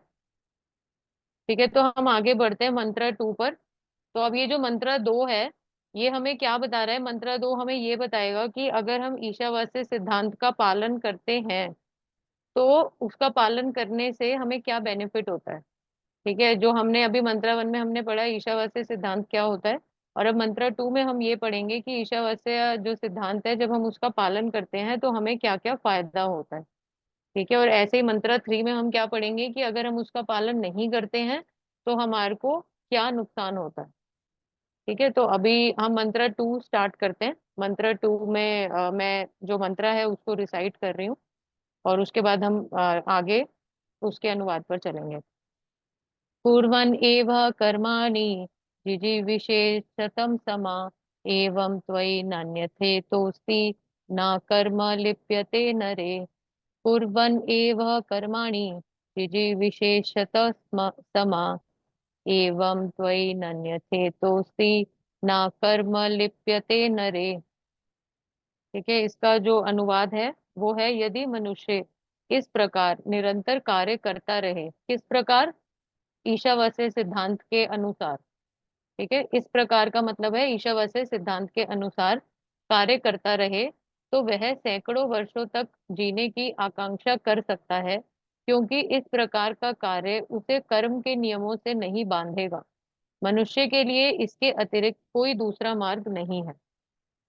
ठीक है, माता जी अभी आप में से कौन रीडिंग करना चाहेगा? एक बारी आप उर्दू में पढ़ दीजिएगा, शायद सबको कंफर्टेबल रहेगा। आप मैं पढ़ूँ हैंड माता रेज जी? कर। हाँ प्रभु जी, आप पढ़िए। अनुवाद अनुवाद से पढ़िए और फर्स्ट पैराग्राफ आप पढ़ लीजिए। अरे तर्जुमा पढ़ूँ माता जी? जी पढ़िए प्रभु जी, आप पढ़िए। कोई सदा सालों तक जीने की तमन्ना कर सकता है अगर वो लगातार उसी तरह से तरीके से काम करता रहे, क्योंकि इस तरह का काम उसके कर्मों के कानून से नहीं बंधेगा। इंसान के लिए इस रास्ते के अलावा कोई दूसरा रास्ता नहीं। कोई नहीं मरना चाहता है, और जितनी देर वो अपने आप को खींच सके हर कोई जीना चाहता है। ये रुझान इफरादी तौर पर ही नहीं बल्कि इज्तिमाई तौर पर आपके समाज और कौम में भी दिखाई देता है। तमाम किस्म की जानदार हस्तियों में जिंदगी के लिए सख्त जिद्दोजहद है, और वेदों का कहना है कि ये बिल्कुल कुदरती है। जानदार हस्ती फतरतन अब्दी है, मगर मादी वजूद में बंधे रहने की वजह से उसे बार बार ये जिस्म बदलना पड़ता है। इस सिलसिले को आवागमन कहते हैं। रूह का जिस्म तब्दील करना, ये आवागमन कर्म बंधन या अपने काम के बंधन की वजह से है। जानदार हस्ती को जिंदा रहने के लिए काम करना पड़ता है, क्योंकि ये मादी कुदरत का कानून है, और अगर वो अपने मुकर्ररा मुकर्रर किए गए फराइज के मुताबिक अमल नहीं करता तो कुदरत के कानून को तोड़ता है और अपने आप को जन्म मरण के चक्कर में और भी ज्यादा बांध देता है। दूसरी जानदार प्रभु जी आगे। एक पैराग्राफ ही पढ़ना। फर्स्ट हो गया ना? जी जी। जी ठीक है प्रभु जी। ठीक है, तो अब ये हमने अनुवाद तो हमें समझ आ ही गया। ठीक है, अनुवाद में प्रभुपाद यही बता रहे हैं कि इस तरीके से जो निरंतर कार्य करता है ईशावास्य सिद्धांत का पालन करते हुए, जो मतलब जो इस प्रिंसिपल को फॉलो करता है वो सैकड़ों वर्षों तक जीने की आकांक्षा कर सकता है। सैकड़ों वर्षों तक कैसे जी सकता है? क्योंकि जब हम ईशावास्य सिद्धांत के अनुसार चलेंगे और इसका पालन करेंगे तो हम किसी कर्म बंधन में नहीं फंसेंगे। ठीक है, कर्म बंधन में फंसने से ही हमारा पतन होता है ना, कर्म बंधन में फंस के हम नीचे गिरते हैं। ठीक है, तो जब हम इस सिद्धांत का पालन करेंगे तो हमारा सबसे बड़ा जो मनुष्य जीवन का खतरा है कि अब हमारे को अभी तो मनुष्य जीवन मिल गया, पर अब इसके बाद क्या होगा, है ना? कहीं हम किसी और योनि में ना चले जाएं, पता चले किसी अभक्त के घर में पैदा हो गए, है ना? हमारा क्या होगा? तो ये जो सबसे बड़ा खतरा है इससे हम बच सकते हैं। ठीक है, और मतलब हम चाहे मतलब सैकड़ों वर्ष जीने का मतलब ये नहीं है कि हम इसी बॉडी में सैकड़ों वर्ष जीते जाएंगे। ठीक है, मतलब हम सोल के लेवल पे बात कर रहे हैं, आत्मा के स्तर की हम बात कर रहे हैं कि हमारी आत्मा का पतन नहीं होगा। ठीक है, क्योंकि देखिए ये जो शरीर होता है ये तो हमें पता है कि ये एक ड्रेस है ना? एक टाइम के बाद हर कपड़ा फट जाता है तो हम उसे फेंकते ही हैं। तो एक टाइम के बाद हमें इस शरीर को भी त्यागना ही होगा, क्योंकि मतलब उसको मतलब ये ओल्ड हो जाता है, जैसे व्याधि जैसे कहते हैं शायद उसको, कि जब ये शरीर पुराना हो जाएगा और किसी काम का नहीं रहेगा तो ये छूट ही जाएगा और हमें छोड़ना ही है। पर यहाँ जो बोला गया है सैकड़ों वर्षों तक जीने की आकांक्षा, मतलब कि हमारा जो आत्मा है उसका कभी पतन नहीं होगा और हम हमेशा आगे आगे ही बढ़ेंगे। ठीक है। तो अब ये जो फर्स्ट पैराग्राफ प्रभु जी ने जो रीड किया, इसमें क्या बताया जा रहा है कि कोई भी मरना नहीं चाहता। फर्स्ट लाइन ही मतलब बहुत ही क्लासिक लाइन है, बिल्कुल सही लिखा है प्रभुपाद ने कि कोई मरना नहीं चाहता।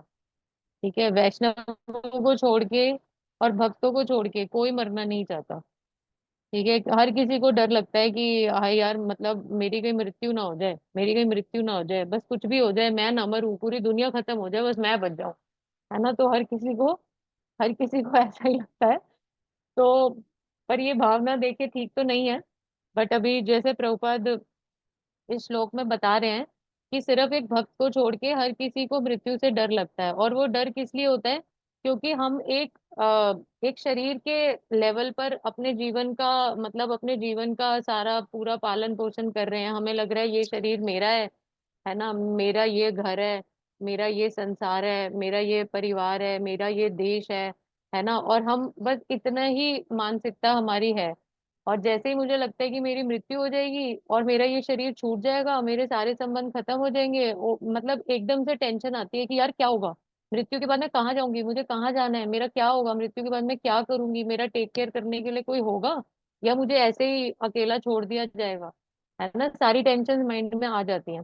बट जो एक वैष्णव होता है, जो एक भक्त होता है, वो हमेशा आत्मा के स्तर पे रहता है और उसको ये टेंशन कभी नहीं होती, क्योंकि वो पूरा जीवन जो वो करता है, एक जो भक्त होता है वो क्या करता है, एक वैष्णव क्या करता है, पूरा जीवन भगवान की सेवा करता है।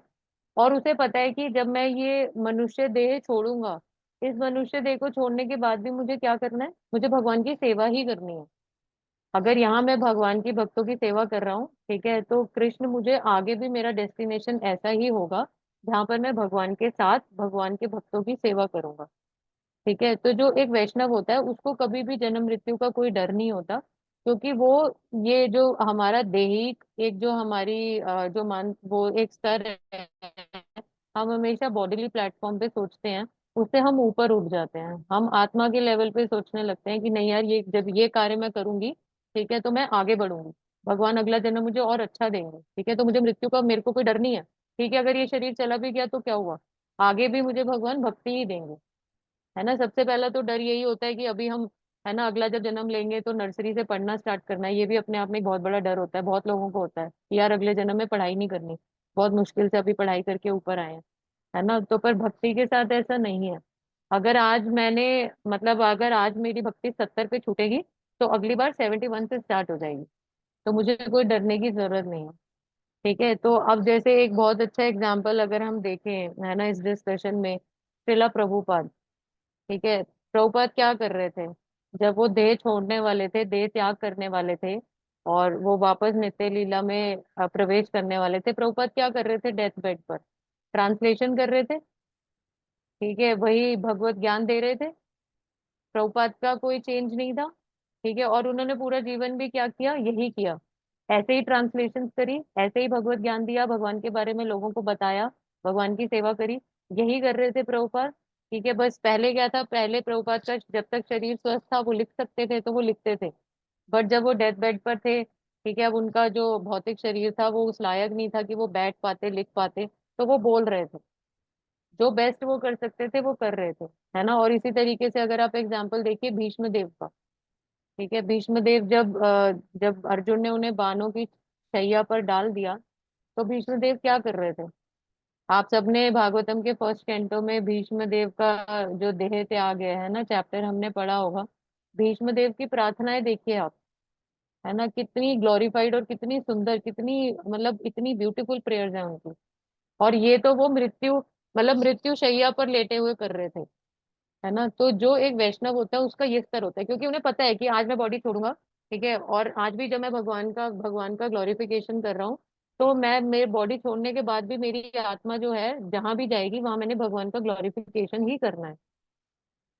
ठीक है, तो ये मतलब ये दो एग्जाम्पल से हम समझ सकते हैं कि जो हमारी जो जो अब ऑब्वियसली इसका मतलब ये नहीं है कि अब हमने मृत्यु के बाद शरीर छोड़ना है, आगे जाना है, तो इसका मतलब जो यहाँ मुझे ड्यूटीज दी गई हैं इनको मैं एकदम ही साइड पे कर दूं, ऐसा नहीं है इसका मतलब। ठीक है, क्योंकि देखिए हम सबको पता है कि हमारी दो दो रिस्पॉन्सिबिलिटीज, दो ड्यूटीज होती हैं। ठीक है, एक होता है हमारे जो आत्मा के कर्तव्य हैं, हमारे जो आत्मा की ड्यूटीज हैं, और एक होता है हमारी इस देह का जो धर्म है। ठीक है, तो अब अगर हम घर में हैं, ठीक है, अगर हम प्रभु हैं, ठीक है, अगर हमें शरीर मतलब घर का परिवार का पालन पोषण करना है, तो अब हम ये नहीं कह सकते कि मैं सब कुछ छोड़ के सिर्फ मैं भक्ति करूंगा। ठीक है, मैं कुछ पैसा नहीं कमाऊंगा, कुछ नहीं करूंगा। ठीक है, और यदि हम स्त्री शरीर में हैं तो हम ये नहीं कह सकते कि नहीं मेरे को तो मृत्यु के बाद शरीर छोड़ना ही है, मुझे तो भक्ति करनी है, तो अब जो परिवार है, ठीक है, बच्चे हैं, पति है, माता पिता हैं, जो भी हैं, हम उनका कोई सेवा नहीं करेंगे। ठीक है, इसका ये मतलब नहीं है, हमें पता है हमें ये शरीर छोड़ना है, पर इसका मतलब ये नहीं है कि हम लापरवाह हो जाएं।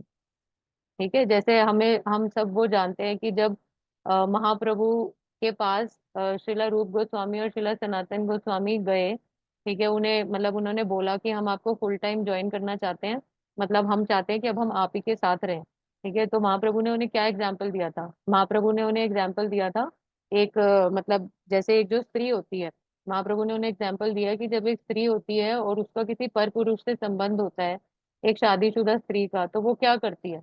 वो अपने घर में इतना अच्छे से सारी चीजों की टेक केयर करती है, घर की टेक केयर, हस्बैंड की टेक केयर, हर चीज का इतने अच्छे से परफेक्टली ख्याल रखती है कि किसी को उस पर शक ही नहीं होता। और वो क्या करती है? एक्सटर्नली सारी सेवाएं करती है, बट मनी मन क्या करती है? अपना जो प्रेमी है उसका स्मरण करती रहती है ना? तो सेम, बिल्कुल सेम स्थिति हम लोगों की भी है। हमें एक्सटर्नली जो हमारी ड्यूटीज भगवान ने हमें जिस वर्ण और जिस आश्रम में स्थापित किया है ना, हमें उस आश्रम की जो मर्यादा है उसका पालन करना है, उस वर्ण को फॉलो करना है। ठीक है, और उसके साथ साथ, ठीक है, मानसिक तौर पर हमेशा भगवान का स्मरण करना है। ठीक है, जैसे अर्जुन को भगवान ने बोला ना मेरा स्मरण करो और युद्ध करो। ठीक है, तो वो भगवान की इंस्ट्रक्शन अर्जुन के लिए नहीं थी, वो हम सबके लिए थी, क्योंकि हम लोग भी रोज सुबह डेली उठ के माया के साथ फाइट कर रहे हैं। ठीक है, तो भगवान का स्मरण करना है और ये जो अपनी फाइट है इसको जारी रखना। ठीक है, तो अब ये फर्स्ट पैराग्राफ था हमारा, तो अब हम सेकंड पैराग्राफ पे आगे बढ़ते हैं। सेकंड पैराग्राफ में हमें तीन तीन प्रकार के कर्मों के बारे में प्रभुपाद बता रहे हैं कि तीन प्रकार के कर्म क्या होते हैं। तो अभी हैंड रेज किया है भागवत प्रभु जी ने। जी प्रभु जी, आप रीड करिए। हाँ, दूसरी जानदार एशिया भी जन्म मरण के चक्कर में फंसी हुई है, लेकिन जब जानदार हस्ती इंसानी जिंदगी पा लेती है, उसको कर्मों के चक्कर से निजात पाने का मौका मिल जाता है।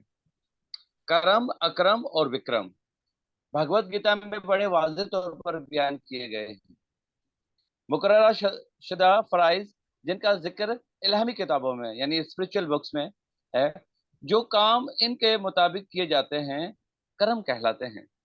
जो काम किसी को जन्म मरण के चक्कर से आजाद कराते हैं अक्रम कहलाते हैं।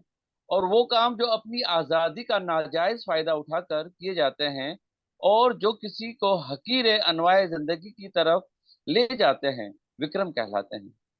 इन तीनों इकसाम के अमाल में से अक्लमंद आदमी इसको तरजीह देते हैं जो किसी को कर्मों के चक्कर से आजाद कराता है।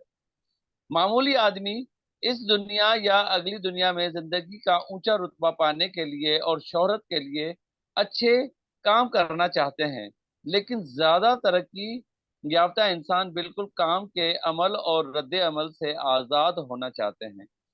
अकल आदमी अच्छी तरह जानते हैं कि दोनों अच्छे और बुरे काम बराबर इंसान को मादी मसाहब में जकड़ते हैं। अंजाम अंजाम कारो वो ऐसा काम ढूंढते हैं जो उन्हें दोनों अच्छे और बुरे काम के रद्द अमल से छुटकारा दिलाएगा। श्री ईशु उपनिषद के हिदायतों की भगवत गीता में बड़े मुफस्सल तौर पर तशरीह की गई है, जिसे बाज दफा गीतु उपनिषद कहते हैं, जो तमाम उपनिषदों का लुबे लुबाब है। भगवत गीता में शख्सियत खुदाए बरतर कहते हैं कि कोई निष्कर्म या अक्रम की हैसियत को बगैर मुकर्रर शुदा फराइज के जिनका जिक्र वैदिक अदब में किया गया है, सर अंजाम दिए बगैर नहीं पा सकता। भगवत गीता 3:9-16 से वेद इंसान के काम करने की ताकत को इस तरह बाकायदा बना सकते हैं कि वो आहिस्ता आहिस्ता अजीमुल आलिशान हस्ती की मौत बरी का एहसास कर सकता है। जब किसी को शख्सियत खुदाए बरतर की मौत बरी का एहसास हो जाता है तो ये समझ लेना चाहिए कि उसने सही इल्म की मंजिल को पा लिया है। उस पाकिज़ा मंजिल पर कुदरत के अंदाज जिनके नाम है नेकी, हवस और जहालत, कोई अमल नहीं कर सकते, और इंसान निष्कर्म की बिना पर काम करने के काबिल बन जाता है। ऐसा काम किसी को जन्म मरण के चक्कर में नहीं बांधता। हरे कृष्ण। ठीक है, तो ये पैराग्राफ है, इसमें प्रभुपाद 3 तरीके के कर्मों के बारे में बता रहे हैं। ठीक है, कर्म पहला है अकर्म, दूसरा है कर्म, और एक तीसरा है विकर्म। भागवत प्रभु जी, आपको म्यूट करना होगा। यस माधव। ठीक है, तो अब ये 3 तरीके के कर्म के बारे में बताया जा रहा है। तो जो कर्म होता है वो इस तरीके के कार्य होते हैं जो कि हम शास्त्रों के अनुसार करते हैं। ठीक है, शास्त्रों के आचरण पर रहकर किए जाते हैं ऐसे कार्य, और ये जो होते हैं ये पुण्य कर्म कहलाते हैं। ठीक है, जैसे कि मतलब आप एग्जाम्पल मतलब कुछ अस्पताल बनवा देना, है ना, कुछ इस तरीके से स्कूल बनवा देना, किसी को खाना बांटना, और ये सारी चीजें जो होती है मतलब पुण्य कर्म है ये, है ना। आप किसी और जीव का भला सोचकर कुछ कार्य कर रहे हैं। अब उसके बाद दूसरा जो है वो है विकर्म। ये क्या होता है कि ये अगेंस्ट द स्क्रिप्चर्स किए जाते हैं, मतलब शास्त्रों के विरुद्ध किया जाता है। मतलब शास्त्रों में जो बातें बताई गई हैं उनको मतलब उस तरीके से ना करके गलत तरीके से जो कर्म किए जाते हैं वो होते हैं विकर्म। जैसे कि आप इसको पाप कर्म भी कह सकते हैं, पाप कर्म। और तीसरा है अकर्म। अकर्म क्या होते हैं? कृष्ण को सेंटर में रख के जब हम कार्य करते हैं, ये जो कृष्ण भावना भावित कर्म होते हैं उनको हम अकर्म कहते हैं। ठीक है, जो ऐसे जो कर्म होते हैं ना तो ये कर्म हमें कोई पाप की कैटेगरी में लाएंगे और ना ही हमें पुण्य की कैटेगरी में लाएंगे। क्योंकि देखो, हम सबको पता है कि अगर तो हम सब जानते हैं कि चाहे पाप हो चाहे पुण्य हो, है ना, मतलब ये सारी चीजों का एक एंड है। अगर मेरे पुण्य जो है, बहुत सारे पुण्य कर दिए मैंने, बहुत सारे पुण्य कर दिए, ठीक है, 3 4 6 जन्मों से मैं पुण्य ही पुण्य कर रही हूँ, तो क्या होगा? मुझे स्वर्ग भेज दिया जाएगा। ठीक है, और स्वर्ग जाने के बाद फिर अल्टीमेटली क्या होगा? मैं उन सारे जो मेरे पुण्य कर्म इकट्ठे हुए हैं उन सबका भोग करूंगी, और उसको भोग करने के बाद फिर जब मेरे पुण्य कर्म खत्म हो जाएंगे तो मैं वापस फिर इसी भौतिक दुनिया में मुझे पटक दिया जाएगा। ठीक है, और इसी तरीके से पाप कर्म होते हैं कि मैं बहुत सारे पाप कर रही हूँ, बहुत सारे पाप किए किए किए, तो मुझे नरकों में डाल दिया जाएगा, फिर मुझे नरक की यातनाएं सहनी पड़ेंगी, और फिर उसके बाद क्या होगा? फिर वही वापस। तो अब इन दोनों ही चीजों में क्या होता है? बस हम इधर उधर घूमते तो रहते हैं, बट हमारी कोई प्रोग्रेस नहीं है, हमारी कोई प्रगति नहीं है ना। मतलब हमारा कोई कृष्ण भावना भावित जो हमारा जीवन है वो किसी तरफ आगे नहीं बढ़ रहा। क्योंकि देखिए, ये हम जानते हैं स्वर्ग में भी इतना ऐश्वर्य होता है, इतना सुख सुविधाएं, है ना, मतलब ऐसा माहौल होता है, वहां पर आप माला नहीं कर सकते। वहां आपका मन ही नहीं करेगा माला करने का, क्योंकि वहां कोई कष्ट नहीं होगा। ठीक है, वहां ऐसा नहीं होगा कि चलो बैठ के जप कर लेती हूँ, भगवान का नाम ले लेती हूँ, ऐसा नहीं होगा। और नरकों में क्या होगा? इतनी यातनाएं होंगी, मतलब वहां पे हम इतने खुश रहेंगे कि भगवान को याद नहीं करेंगे, यहाँ पे इतने दुखी रहेंगे कि भगवान को याद नहीं करेंगे, है ना। तो इसलिए दोनों ही जगह मतलब हमारे जाने का कोई फायदा नहीं है, और इसीलिए हमें कर्म और विकर्म दोनों से ही बचना चाहिए। ठीक है, क्योंकि अगर बहुत ज्यादा पुण्य कर्म करेंगे तब भी कोई हमारा देखा जाए जो गंतव्य स्थान है वो किसी फायदे का नहीं है, और अगर हम विकर्म भी करेंगे तब भी किसी फायदे का नहीं है। ठीक है, तो इसलिए जो सबसे बेटर कर्म है वो क्या है कि हम अकर्म को प्रायोरिटी दें।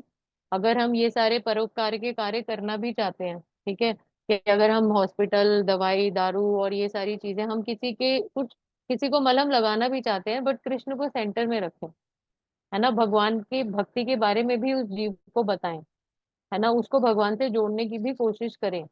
तभी अल्टीमेटली उस जीव का फायदा हो सकता है। नहीं तो आज क्या होगा, मान लीजिए आज आपको कोई मिला, ठीक है, आज आपने उसको 10 रुपए का नोट दे दिया, तो आज का तो शायद वो कुछ खा लेगा, बट आगे उसके जीवन का क्या होगा, कुछ नहीं होगा, कुछ भी नहीं होगा। ठीक है, तो आप सबसे बेस्ट है कि आप उसे, अगर आपके पास किताबें अवेलेबल हैं, ठीक है, तो आप उसे प्रभुपाद की कोई पुस्तक दीजिए, ठीक है, उसे सेंटर से जोड़िए, उसे किसी भक्त की शरण में लाइए। ठीक है, इससे आप क्या करेंगे, इससे मतलब आप एक तो खुद अकर्म करेंगे, विकर्म और सकर्म करने से बच जाएंगे, अपना भला करेंगे और सामने वाले जीव का भी भला करेंगे। ठीक है, तो ये इस पैराग्राफ में, और जैसे अब एक एग्जाम्पल इसमें आता है कि जैसे युधिष्ठिर महाराज थे और जैसे दुर्योधन थे, दोनों ने ही कुरुक्षेत्र का युद्ध लड़ा, दोनों ही तरफ से खून बहा। ठीक है, दोनों ही चाहते थे कि मतलब जो राज्य है उस वो मुझे मिल जाए, दुर्योधन चाहता था मुझे मिल जाए। ठीक है, तो अब मतलब हमें देखने में लग सकता है कि युधिष्ठिर महाराज भी तो ये राज्य ही चाहते थे, तो दे देते आराम से, उन्हें क्या जरूरत थी, दुर्योधन को दे देते। ठीक है, बट वो नहीं दे सकते थे, उन्हें राज्य की लालसा नहीं थी, उन्हें ये लालसा थी कि अगर एक मतलब जो धार्मिक राजा अगर सिंहासन पे बैठेगा तो उस प्रजा का भी भला होगा। अगर दुर्योधन के पास राज्य आता, है ना, तो दुर्योधन जितना अधर्मी खुद था वो उसी अधर्म को आगे भी फैलाता। तो अब देखने में ऐसा लग सकता है कि दोनों की एक्टिविटीज बहुत सेम है, दुर्योधन भी वही कर रहा था और युधिष्ठिर महाराज भी वही कर रहे थे, बट देखा जाए दोनों की मानसिकता में बहुत जमीन आसमान का फर्क है। एक व्यक्ति विकर्म पे विकर्म कर रहा है, अपना और सामने वाले का नुकसान कर रहा है, बट युधिष्ठिर महाराज अपना भी भला करते और जो प्रजा थी उसका भी भला होता। ठीक है, तो इसी तरीके से हम थोड़ा सा समझें और जो अपने कर्म है अकर्म करने की कोशिश करें, जिससे हमारा और सबका भला हो। ठीक है, तो अब आगे सेकंड पैराग्राफ कौन रीड करेगा? सेकंड पैराग्राफ तो प्रभु जी ने रीड कर लिया, थर्ड पैराग्राफ कौन रीड करेगा? मैं करूँ माता जी? जी प्रभु जी। ब्रजतारिणी माता जी आप नेक्स्ट कर लेंगे। नहीं, बलि दे माता जी को दे, माता कर रहे हैं, कोई अच्छा, बात। ठीक है, ब्रजतारिणी माता जी आप रीड करिए थर्ड पैराग्राफ। दरअसल किसी को भगवान की भक्ति करने से ज्यादा और कोई काम नहीं करना है। जिंदगी की निचली मंजिलों में कोई एकदम अकीदतमंदी की मशागाल को नहीं अपना सकता और ना ही कोई मुकम्मल तौर पर फल चाहने वाले काम को रोक सकता है। मतहीन आत्मा अपने करीबी या दूर के जाती फायदे के लिए तकसीने नफ्स का काम करने की आदी है। एक मामूली आदमी अपनी इंद्रियों को आनंद देने के लिए काम करता है, और जब इंद्रियां आनंदित का असूल बढ़कर उसके समाज या कौम या आम इंसानियत को लपेट में ले लेता है, तो ये कहीं सुहाने नाम अपना लेता है, जैसे कि ईसार प्रस्ती, शमालियत, अशराकियत, कौम प्रस्ती, इंसानियत प्रस्ती वगैरह। ये नजरियात यकीनन कर्म बंधन की बड़ी सुहानी सूरतें हैं, लेकिन ईशोपनिषद की वैदिक हिदायत यह है कि अगर कोई वाकई ऊपर बयान किए गए अज़म के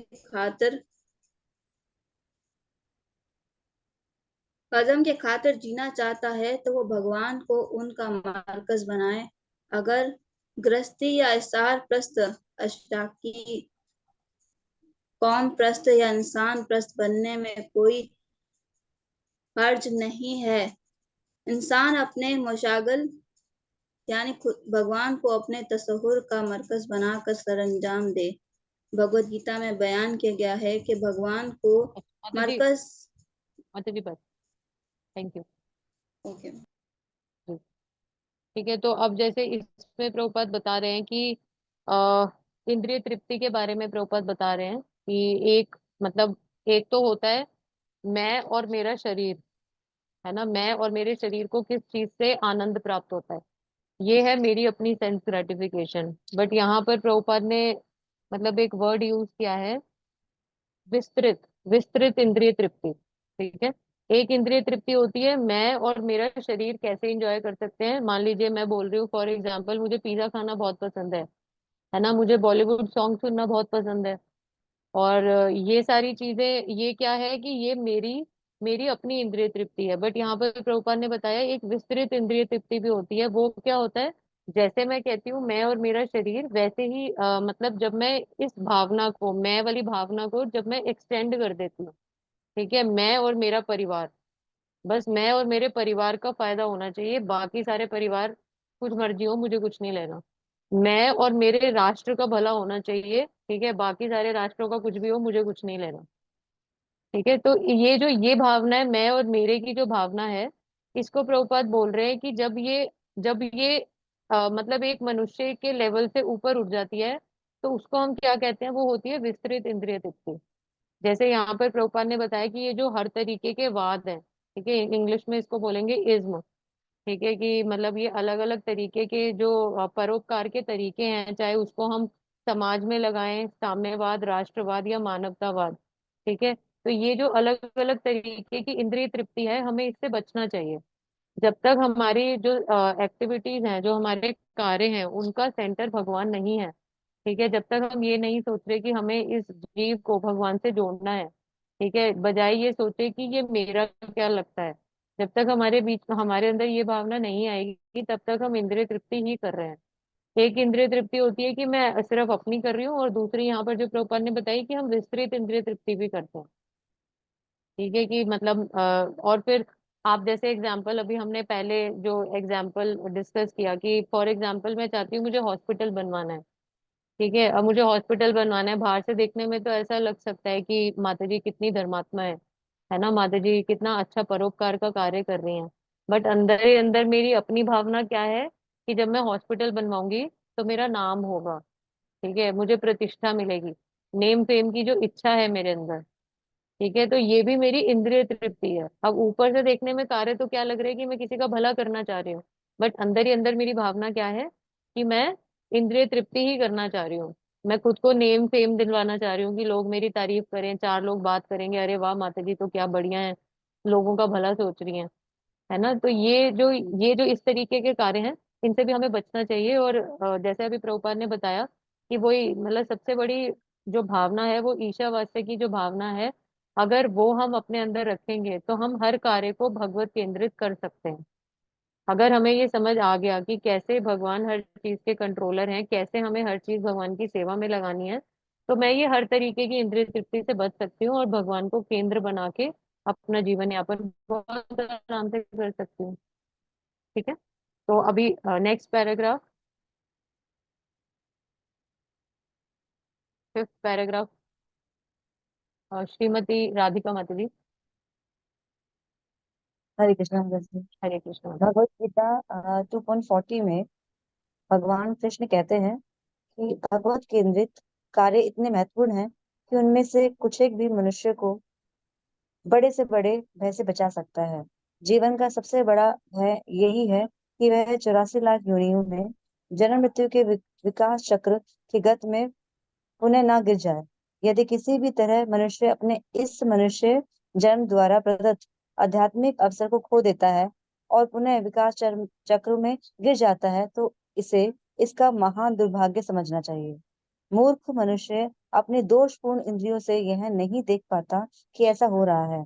फलस्वरूप ईशोपनिषद में हमें सलाह देती है कि हम अपनी शक्ति ईश्वर वात्सल्य रूपी भावना में लगाएं। इस भावना में लगकर हम अनेक वर्षों तक जीवित रहने की आकांक्षा कर सकते हैं। अन्यथा दीर्घकालीन जीवन का अपने आप में कोई महत्व नहीं है। एक वृक्ष कई सौ वर्षों तक जीवित रहता है, लेकिन वृक्ष की तरह दीर्घ काल तक जीवित रहकर धोंकने की तरह सांस लेते रहने या कुत्तों और सुअरों को की तरह संतान उत्पन्न करने या ऊंट की तरह खाते रहने में कोई लाभ नहीं है। विनित भगवत केंद्रित जीवन ईश्वर रहित परोपकार या मानव समाज से युक्त विराट पाखंड से कहीं अच्छा है। जी माता जी आगे भी पढ़ लीजिए। जी पढ़ लीजिए। जब ईशोपनिषद की भावना से परोपकारी कार्य किए जाते हैं तो वे एक प्रकार के कर्म योग बन जाते हैं। ऐसे कर्मों की संस्तुति भगवद गीता 18.15-5-9 में की गई है, क्योंकि उनमें से अनेक कर्ता को जन्म मृत्यु के विकास चक्र में गिरने के भय से सुरक्षा की गारंटी प्राप्त होती है। इस प्रकार के भगवत केंद्रित कार्यकलाप अधूरे रहने पर भी कर्ता के लिए शुभ होते हैं, क्योंकि इसमें अगले जन्म में उसे मनुष्य योनि का मिलना सुनिश्चित हो जाता है। इस प्रकार मनुष्य को मुक्ति मार्ग पर अपनी स्थिति सुधारने का एक और अवसर प्राप्त हो जाता है। मनुष्य ईश केंद्रित कार्य किस प्रकार कर सकता है, इसका विवरण श्रील रूप गोस्वामी कृत भक्ति रसामय सिंधु में विस्तृत रूप से दिया गया है। यह ग्रंथ हमने अंग्रेजी भाषा में नेक्टर ऑफ डिवोशन शीर्षक से प्रकाशित किया है। श्री ईशोपनिषद की भावना के अनुसार कार्य करने के इच्छुक सबों को हम इस अमूल्य ग्रंथ का लाभ उठाने का परामर्श देते हैं। हरे कृष्ण। थैंक यू मैडम, हरे कृष्ण। ठीक है, तो इस पैराग्राफ में, 5th पैराग्राफ में क्या बताया जा रहा है, ये Shrimad Bhagavatam 2nd canto 3rd chapter का 18 श्लोका के बारे में बताया जा रहा है कि जैसे एक पेड़ है वो इतने सालों तक जीता है, ठीक है, और जैसे सुअर हैं और कुत्ते हैं वो इतने मतलब बच्चे पैदा करते हैं। और ऊंट के बारे में बताया कि मतलब ऊंट इतना खाता है, और जैसे हम जानते हैं कि ऊंट जो है वो मतलब कैक्टस का जो पौधा होता है उसको चबाता है, मतलब कांटे होते हैं उनको चबाता है, और उस मतलब उसका खून निकलने लगता है, और वो उसी खून का जो टेस्ट है उसको लेकर उसे लगता है कि मुझे बहुत स्वाद आ रहा है, वो अपना ही खून जो है वही उसको उसी का टेस्ट ले लेके उसको लगता है कि मुझे बहुत आनंद आ रहा है, और वो फिर वो जो कांटे हैं उनको बहुत अच्छे से दोबारा चबाने लगता है। ठीक है, तो इस तरीके का जो जीवन होता है, ऐसे जीवन का प्रभुपाद बता रहे हैं कोई यूज नहीं है, और ऐसा जीवन किसी काम का भी नहीं है। और अगर हम इस तरीके से जीवन जिएंगे तो फिर जैसे यहाँ पे लिखा है ना, तो क्या होगा अगर हम मनुष्य देह प्राप्त करने के बाद भी अगर मनुष्य जीवन का सही उपयोग नहीं करेंगे तो हमें वापस से 84 लाख स्पीशीज में डाल दिया जाएगा। 84 लाख योनियों का फिर से हमें वो चक्र पूरा करना होगा। ठीक है, और फिर जो हमारा मनुष्य जीवन है वो अब हमें कब दोबारा प्राप्त होगा वो हमें नहीं पता, कोई गारंटी नहीं है। ठीक है, तो इसलिए हमें मतलब ईशावास्य सिद्धांत का पालन करना चाहिए, और ये जो सारे जो पाप कृत कार्य हैं इनसे बचना चाहिए। ठीक है, क्योंकि मतलब अगर हम नहीं ध्यान रखेंगे तो चाहे हम इग्नोरेंस में कार्य करें चाहे कैसे भी कार्य करें, बट अगर हमारे हाथ से गलत कार्य होंगे, अगर हम ये जो सृष्टि के नियम है अगर हम उन्हें ब्रेक करेंगे तो हमें उसका जो फल है वो भोगना ही पड़ेगा। ठीक है, और ऐसे ही प्रॉपर नेक्स्ट जो पैराग्राफ है 6th पैराग्राफ में भी यही बता रहे हैं, जैसे अभी हमने डिस्कस किया कि परोपकार के कार्य करने में कोई कोई हानि नहीं है। ठीक है, क्योंकि कर्म तो हम करेंगे ही ना, जब हम कर्म भूमि में बैठे हैं तो हमें कार्य तो करने ही पड़ेंगे। तो अब हम ये नहीं कह सकते कि हम भक्ति कर रहे हैं तो अब हम परोपकार का कार्य नहीं करेंगे। बट बात सारी वही है कि हमें परोपकार के कार्य करने हैं, बट भगवान को हमेशा केंद्र में रख के करना है ना। जैसे एक एग्जाम्पल आता है कि अगर कोई बच्चा है जो अपने माँ बाप से बिछड़ गया है, तो अब उसे चाहे आप बहुत सारी चॉकलेट्स दे दो, चाहे आप उसे बहुत सारे खिलौने दे दो, ठीक है, बट उस बच्चे को तब तक वो बच्चा खुश नहीं होगा जब तक वापस आप उसे उसके माँ बाप से नहीं मिलाएंगे। है ना, तो जो ये स्थिति है, ये जो स्थिति है, ये मतलब कोई भी और चीज पूरी नहीं कर सकती। तो इसलिए अगर हम परोपकारी कार्य करना भी चाहते हैं तो बिल्कुल करें। ठीक है, बट भगवान को केंद्र में रख के करें, भगवान को सेंटर बनाकर करें, उस व्यक्ति को या उस जीव को भक्ति देने की कोशिश करें, उसे भगवान से मिलाने का प्रयास करें। ठीक है, और ये जो लास्ट पैराग्राफ है इसमें प्रभुपाद ये बता रहे हैं कि ये जो ईश केंद्रित कार्य होते हैं जिनका हमने अभी इतना डिस्कशन किया कि हमें भगवान को केंद्र में रख के कार्य करना है क्या, तो प्रभुपाद बता रहे हैं कि इसका क्या आंसर है, जो कंक्लूजन क्या है इसका। प्रभुपाद बता रहे हैं कि ये जो कार्य हैं कैसे करने हैं, ये एनओडी जो बुक है हमारी नेक्टर ऑफ डिवोशन भक्ति रसामृत सिंधु, इसका आंसर प्रभुपाद ने उसमें किया है।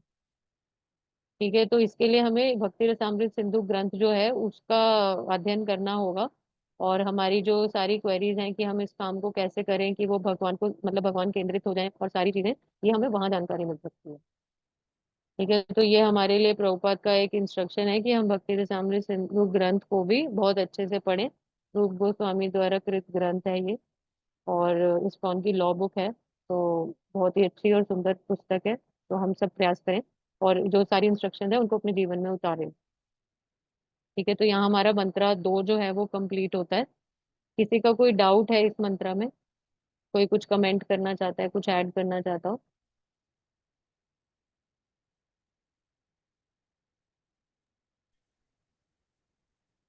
हरे कृष्ण माता जी। हरे कृष्णा प्रभु जी। जी प्रभु जी। हाँ, मतलब इन मंत्रों से तो नहीं है, लेकिन पिछले मंत्र से था, तो आपने कहा था लास्ट में पूछ लेंगे। जी जी जी माता जी, ये निगमनिक ज्ञान जो था, इसका जी आपने बताया था आग्रो पंथ ज्ञान बताया था या अक्रो पंथ ज्ञान बताया था? प्रभु ये जी, दोनों ज्ञानों। जो निगमनिक ज्ञान था वो अवरोहपंथी ज्ञान था, और जो आगमनिक ज्ञान था वो आरोहपंथी ज्ञान था। मतलब अग्रो है, अग्रो। अवरोह, अवरोह, अव अब ठीक है, ठीक है, अवरो। हाँ, ठीक है, अवरोह। जी ठीक, ओके, धन्यवाद। ठीक। धन्यवाद। किसी और का कोई डाउट है?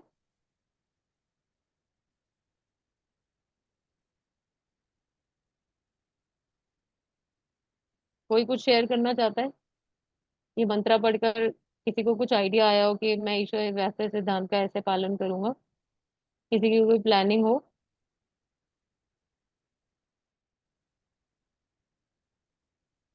अभी थोड़ा समय लगेगा प्लान करने में ना।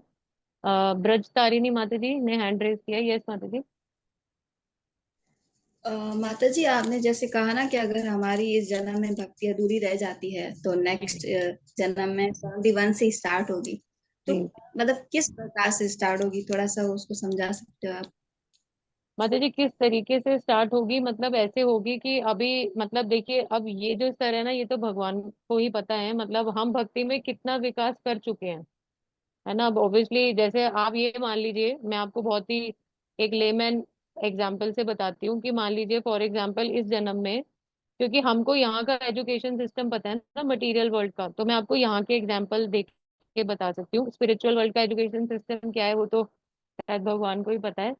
तो देखिए, जैसे अब यहाँ पर है फॉर एग्जांपल, मान लीजिए मैंने 12th क्लास पास कर ली, ठीक है, और मेरी डेथ हो गई, ठीक है। तो अब क्या होगा, जब मेरा अगला जन्म होगा तो मैं ग्रेजुएशन से स्टार्ट करूंगी, है ना। तो अब ऐसे ही भक्ति में मेरा कितना विकास हो चुका है, मैं कहाँ पहुंची हूँ, मैं 7th में हूँ, मैं 8th में हूँ, मैं 9th में हूँ, ठीक है। मतलब ये मतलब अलग स्टैंडर्ड होंगे स्पिरिचुअल वर्ल्ड के।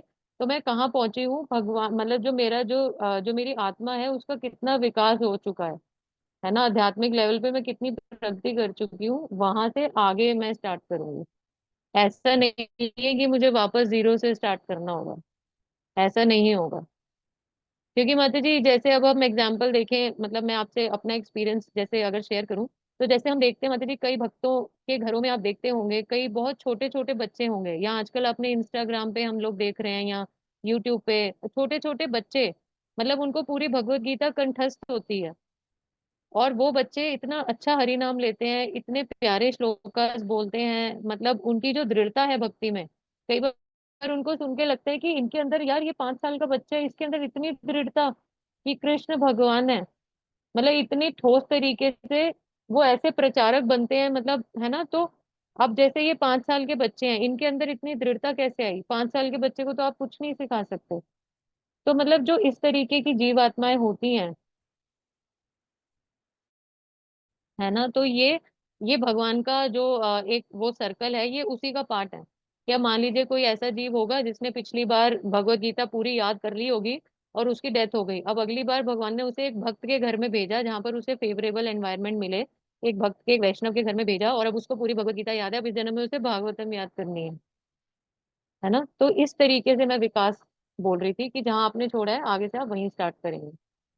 और ये हम देखते हैं माता जी, आपने भी देखा होगा, अगर है ना हम देखें अपनी कम्युनिटी में इतने छोटे छोटे बच्चे और आपको इतने अच्छे भक्त दिखेंगे, तो वो उनको देख के लगता है कि ये पिछले जन्मों का मतलब इनका है। मतलब इतने छोटे बच्चे इस जन्म में तो क्या ही सीख लेंगे, एबीसीडी भी नहीं आती 5 साल के बच्चे को तो। बिल्कुल ठीक बिल्कुल। है। थैंक यू माता जी।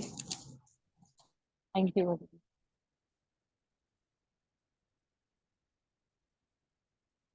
किसी और का कोई हैंड रेज नहीं है?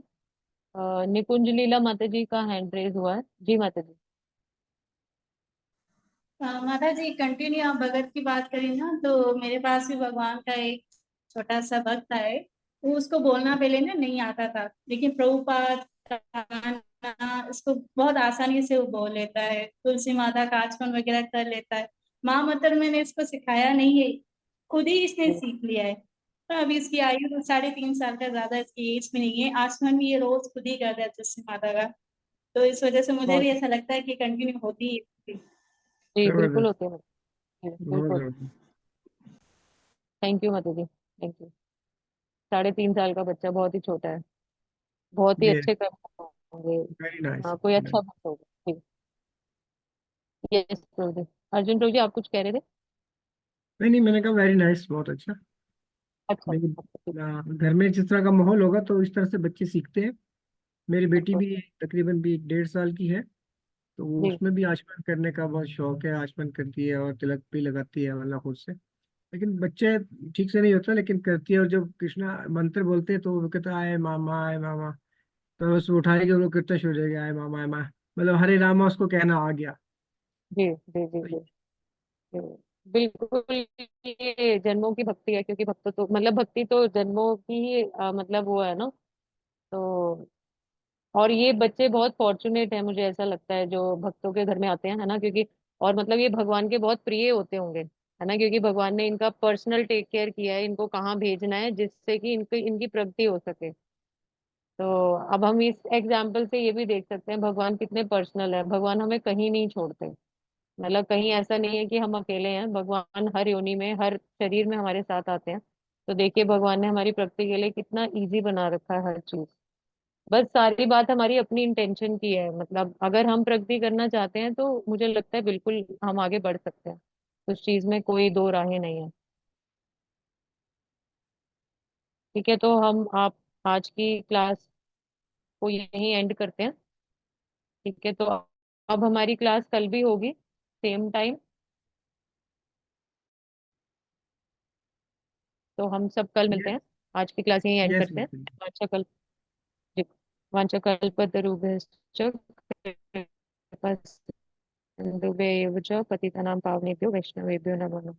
जगतगुरु श्रील प्रभुपाद की जय। आनंद कोटि वैष्णव वृंद की जय। ग्रेस हाँ, मदन प्रिया माता जी की जय। अर्जुन प्रभु की जय हो। हाँ, जिन्होंने थैंक यू। हमें माता जी का बहुत बहुत धन्यवाद। बहुत अच्छे तरीके से माता जी आप समझा रही हैं, बहुत बहुत धन्यवाद।